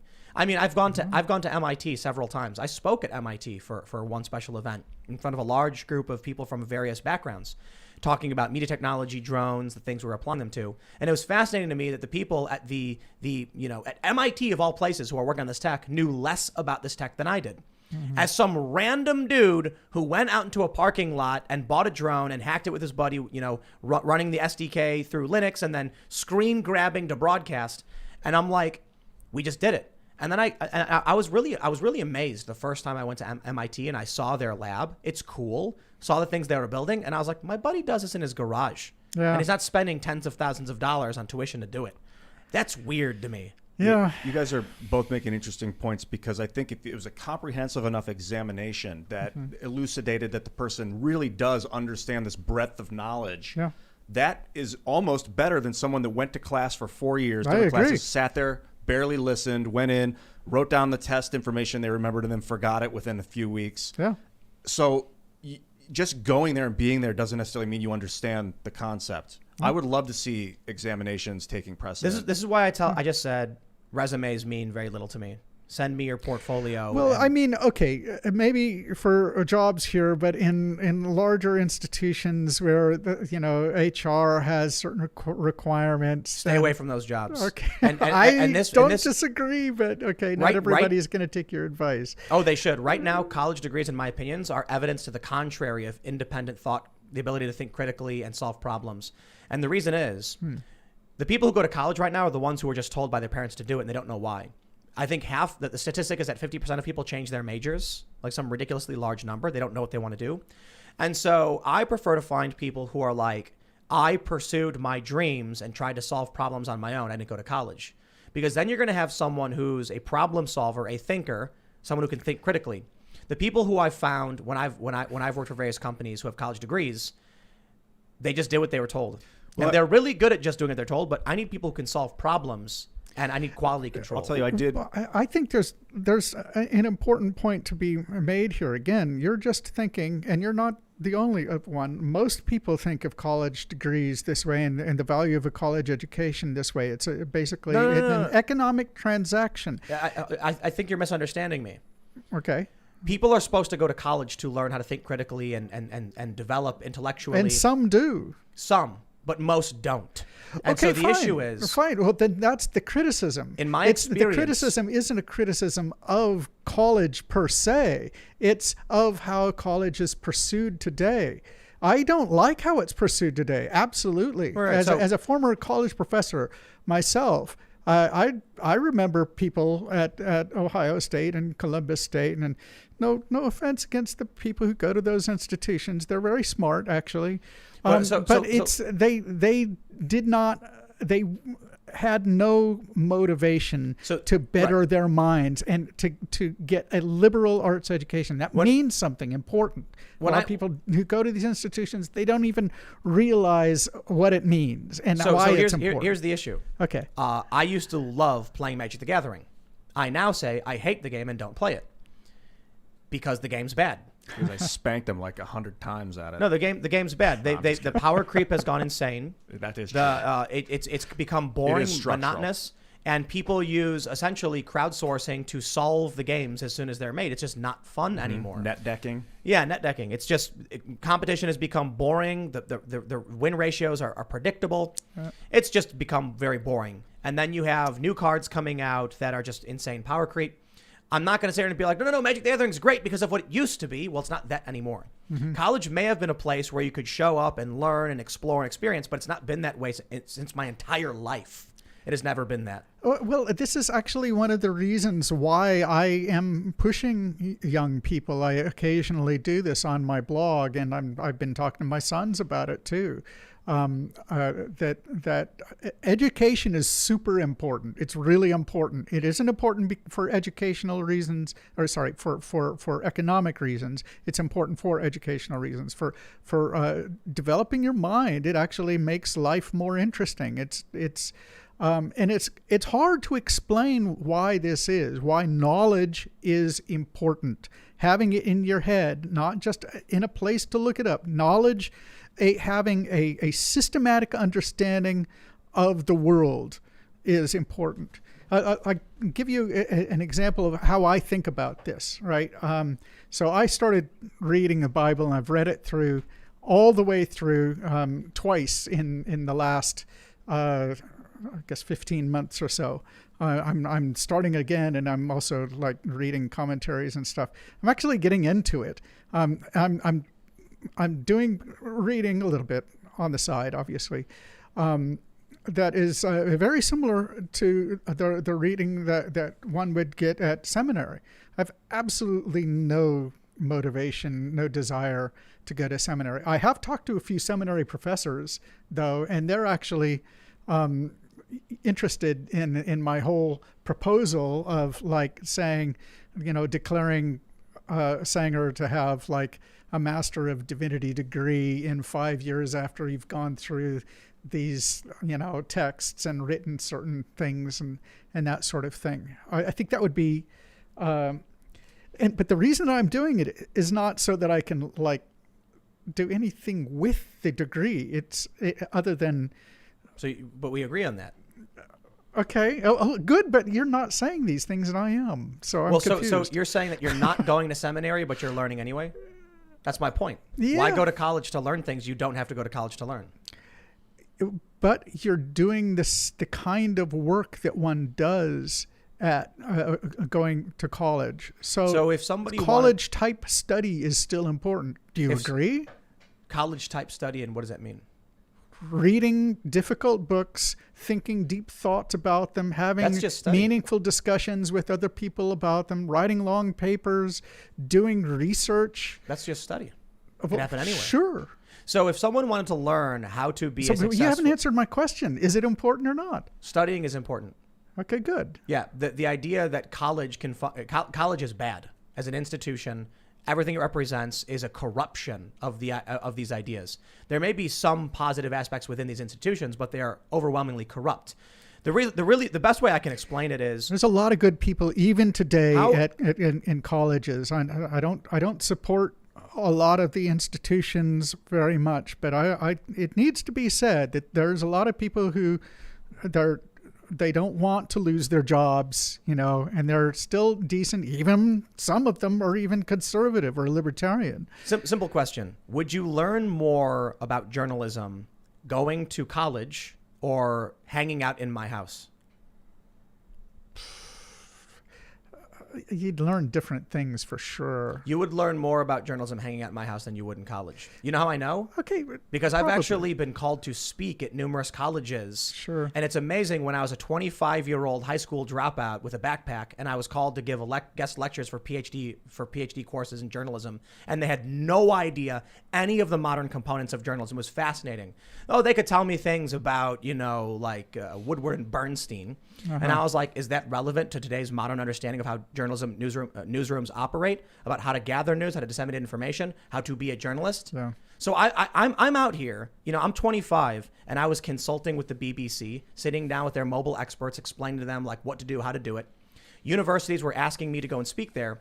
And there's this idea among people that they're better off going to these schools and spending tons of money instead of literally just going and doing journalism and being surrounded by the experts in the field. The value of being here would be they would learn faster because of the mentorship. And college, the Professors? one-on-one, it's supposed to simulate mentorship. You have a professor that you're mentoring with, but it's become so big. It's the education industry that they've even industrialized it is the problem I have with it. That it's a money-making machine now. Now look. If There's, you want to there's be a if you want to be a distinction that lawyer, needs to be made here, though, right? Because you're talking about professional training, and I actually happen to agree with you. That I'm not. You're inferring that. I'm talking about if you want to have a modern understanding of journalism outside of any doing a job. I didn't say work here. I said hang out here.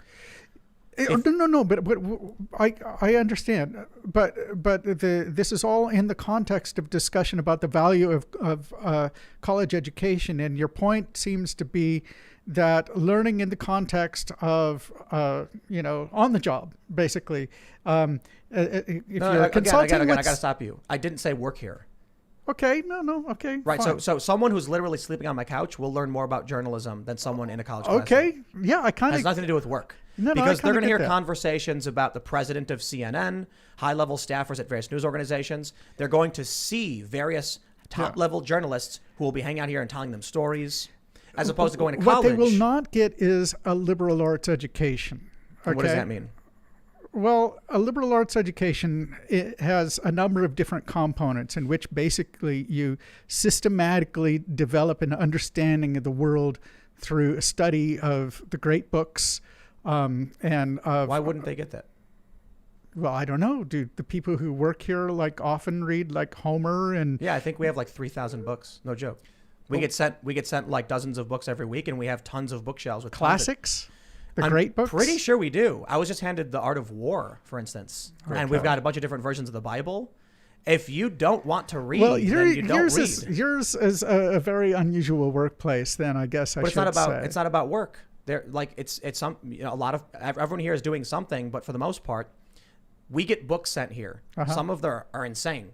Some of them are classics. Yeah. Some of them are modern. Some of them are old. Some of them are ancient philosophy. And they're all here on the bookshelves available for people to read if they want to. Well, that's great. My head is off. I think that's great. So, all right. So what's the point of spending tens of thousands of dollars to be surrounded by other people with no experience and hang out with people with no experience, to be mentored by someone who has limited experience, who's going to tell you to read a book? It's the structure. Like here Yeah. at this house, you have to seek it to find it. It's not, there's no classes to go to. There's no expectation of you. But at college, there's someone there waiting for you. They're giving you a place to be, a seat to sit in, and they're focused on So giving you're it to saying you. unmotivated people will somehow understand these concepts while being told they have to do it instead of Sometimes. passionately seeking Actually, it out? yeah. I mean, basically, disagree. unfortunately, like it or not, students need a structure that is imposed by their parents or their teachers or professors. And that's the way most people are, like it or not. I mean, and I wish that people were motivated to do a lot of extracurricular activities, bettering their minds as they are working near your office or whatever. That'd be great if the world worked that way, but for the most part, it doesn't. So the results of taking unmotivated people who often not every I'll put it this way, not everybody has the ability to reach the levels you're describing. We live there's a reality. Some people are smart, some people are average, some people are not smart, some people are strong, some people are tall.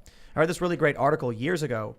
It was actually, I believe it was from a professor who said the challenge with universities is that when unmotivated people go to these schools because their parents told them to, instead of learning and truly understanding what they're being told to learn, they simply memorize details. The problem with memorizing details as opposed to understanding is that they then start to mash things in a broken way. The saying is, knowledge is knowing that tomato is a fruit. Wisdom is knowing that it doesn't go in a fruit salad. The problem is if you take unmotivated people and you put them in a room and you say, tomato is a fruit, they'll go, okay. And then later on in life, they'll go, tomato's a fruit, put it in the fruit salad. Motivated people who are dedicated and passionate will sit there and they'll understand and say, tomato is a fruit, huh? Then why do we call it a vegetable? Then you'll go through you'll start researching, you'll learn about different, culinary arts, and you'll go, wow. And then you'll understand. Unmotivated people being put in a box where someone tells them to read a book doesn't mean they'll understand it or they want to understand it. Well, I agree, but there's a lot of people who are inspired to become, to better themselves, essentially, to better their minds when they go to college. That's just a fact. It's happened a lot. I'm worried that because a lot of people are listening to you, and I think I understand what you're saying. I've heard a lot of it. That they're going to take your advice and they're going to end up being anti-intellectual, frankly, and that's not a good thing. Telling people to let me study show you and this. research is anti-intellectual? What is that? Let me show you this. I'm going to give you this, unless And we'll you. put it in the library. Okay, sure. Okay, so this is Essays on Free Knowledge. I wrote it. One of my most controversial blog posts is in here. It's called, Is There a New Geek Anti-Intellectualism? The things that you've been saying are in this article. I basically responded to it. It's from 2011. I would love to have your feedback on that. And also there's a follow-up where I have replies to objections. There were like hundreds and hundreds of objections, and it generated all kinds of controversy as bloggers responded. Are you of the opinion that independent study and research is anti-intellectual? No. This is how we got onto this subject. Of course, it's perfectly intellectual, and it's a great thing. What I want to do is reform the university system, or force it in one way or another to reform, so it recaptures its old spirit of true knowledge seeking, where there are not essentially doctrinal or ideological tests for participating in the system. That bothers me. I think that's a huge part of the problem. But like discouraging people from going to college is going to be interpreted, whether you intend it this way or not, I think it's going to be interpreted by a lot of people as saying the sorts of things that one learn in college are not important. I know that's not what you're saying, but from my understanding is, I think from talking with Tim a lot about this, it's that the things you learn in college aren't worth the modern cost of college fiscally. Because I actually agree with that. But it's more than that. And people are being indoctrinated, and you get the 99.4% of the people that want to go work for a firm instead of start their own company that end up going there and becoming part of the machine.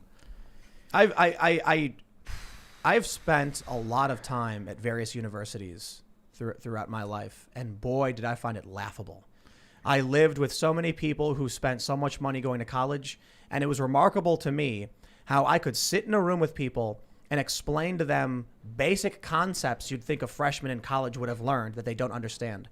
How I could have sat down with a third-year music business major who had no idea how she'd not read Homer, she didn't know what the word solipsism meant, and she didn't know how to manage bands. And I said, then why are you in college? Oh, that's what college was breeding in Chicago.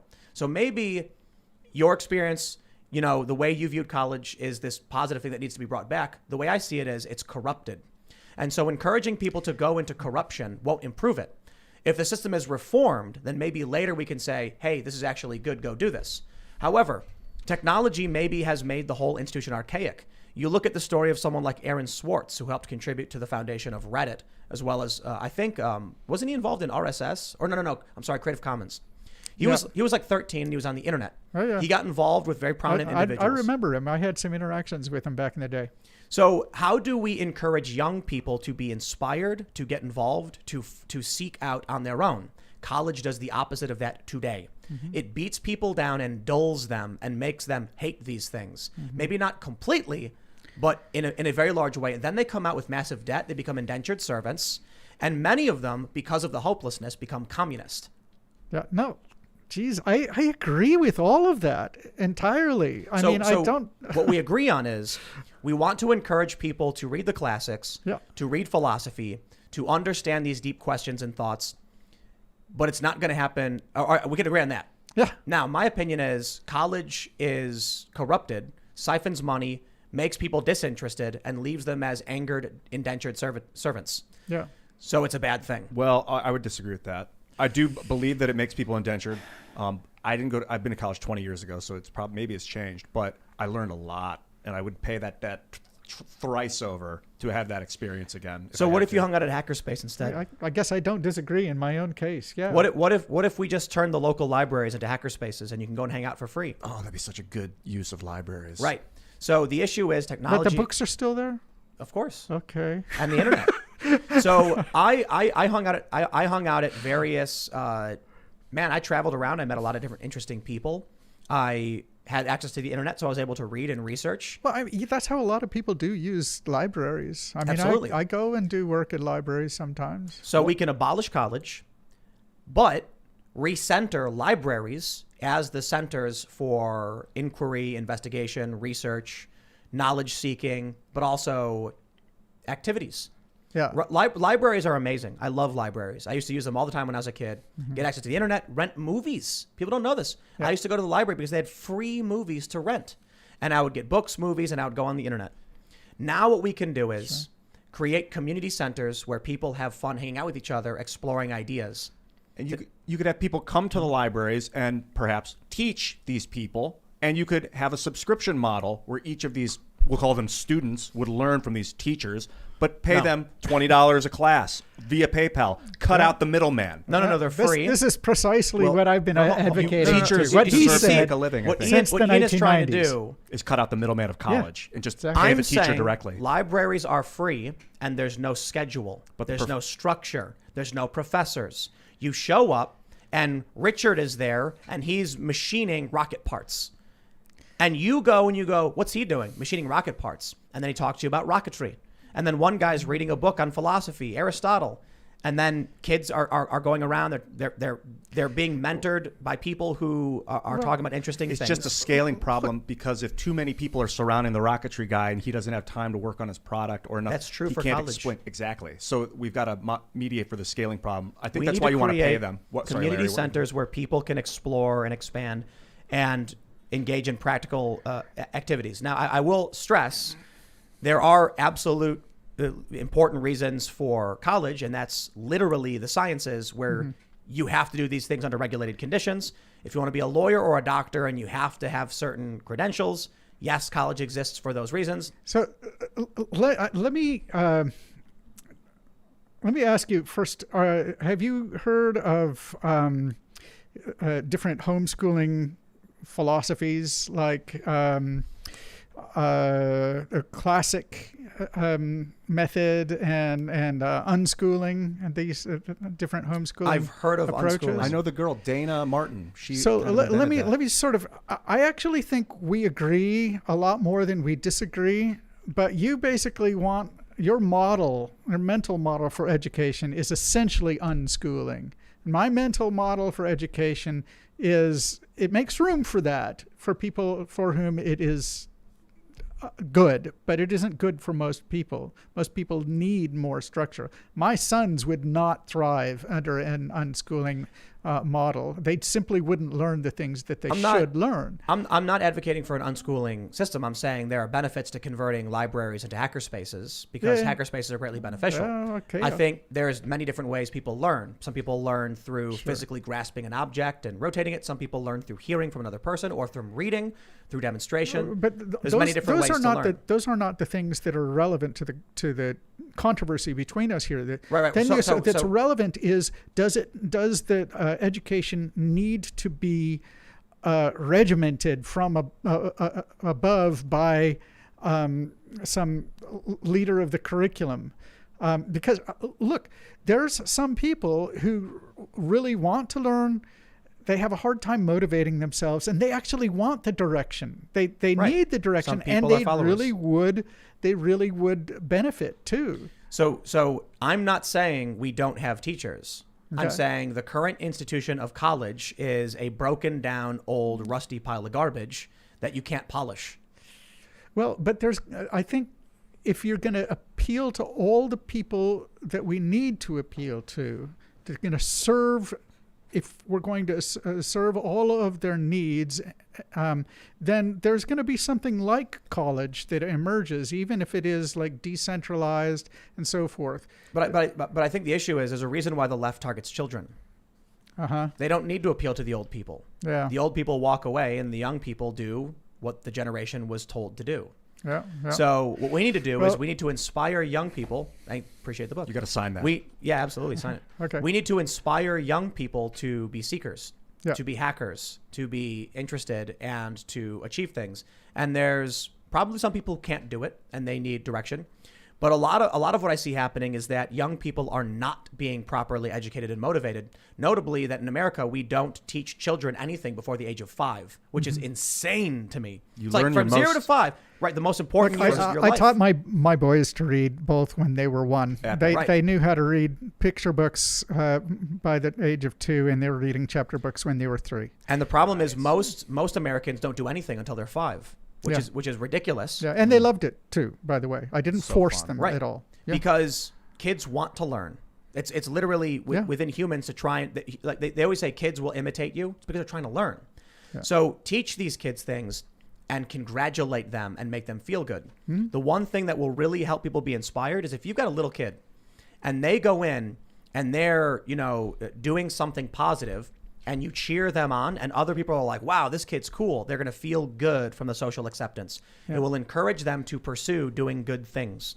However, what we do in this country is we don't teach our kids until they're 5. Then they start learning rudimentary basics. I mean, I'm sure parents to some degree teach their kids some things, obviously. No. But then they basically go to an institutionalized learning facility where many teachers are just not good at what they do. Many of them are mean. I think I had 2 good teachers in my life. 2. Yeah. And there's a phrase that I think breaks down exactly what's wrong with schooling. School sucks. Why would kids say that? Why is it that I can be so inspired? I built my first computer when I was like 8 years old. Why? Because I had good parents. They taught me before 5. They inspired me. They cheered me on. They talked about how amazing these things were, and I wanted to do these amazing things. Yeah. Many other kids were riding around on their bikes careless. And so all they wanted to do was get social acceptance from their friends who also were riding around on their bikes having fun. I wanted to do things. I wanted to play music. I wanted to skateboard. I wanted to accomplish things. Yeah. So how do we get kids to do that? We need to create a new culture of inspiration, of hands-on activities, having kids feel good when they accomplish something. I think dopamine. What you're describing here sounds like just what our educators are taught in progressive education institutions and have been for the last 100 years. So yeah, they're like vigorously nodding their head to the suggestion that we need hands-on education, that they need to get out there and actually build things. And it comes from the parents. And they need inspiration. They don't need indoctrination. They, less reading of books and more making and doing. I didn't say less reading of books, though. Well, that's what they say, and they regard it as well. But they regard it all of a piece. You see, this is why it's so easy, I think. And if you read the essay that I was referring to there about geek anti-intellectualism, you'll see why. So I have a feeling that you don't have kids, right? No. Yeah. Well, I mean, when you have kids, you're probably going to be homeschooling dad, I'm guessing. It's going to be a very interesting curriculum. There will be many whiteboards. Yeah, I hope so. Monday morning from 9 to 10 is parkour hour.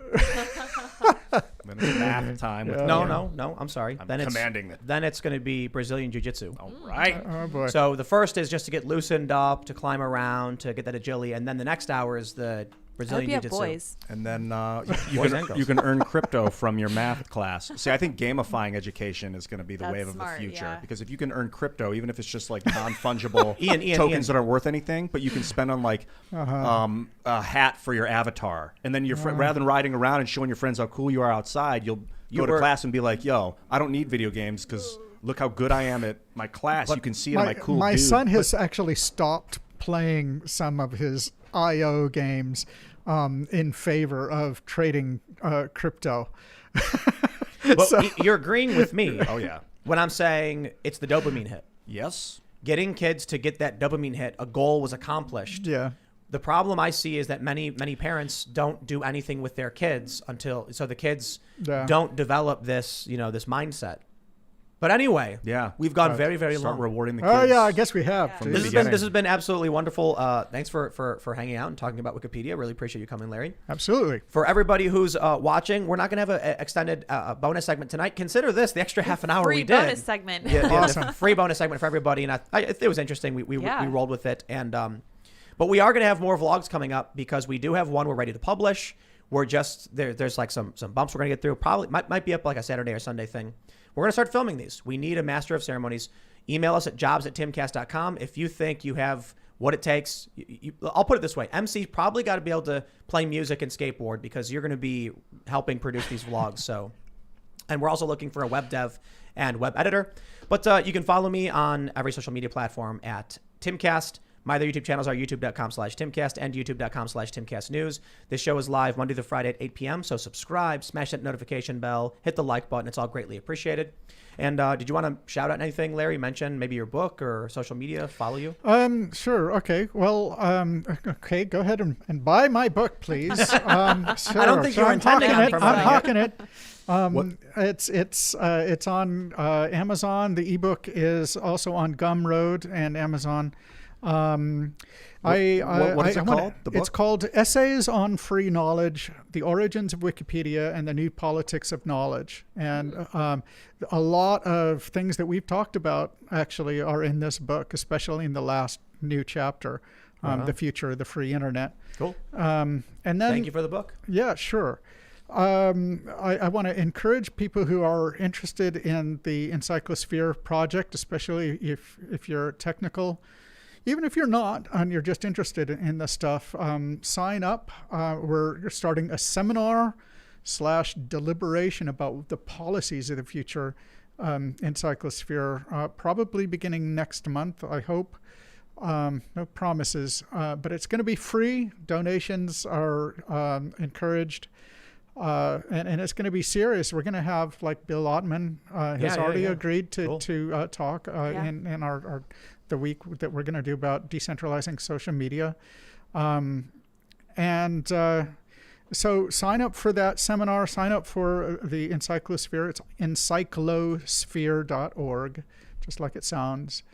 And well, I've got a lot of other things You going got on. social That's about media. it. right? You have social media accounts too, right? You have at least a Twitter. Right? L Sanger on Twitter, and you can follow my RSS feeds actually, LarrySanger.org, and then I have my micro feed, or that actually the future name for it actually is going to be mini feed. That's what it's going to be, mini feed.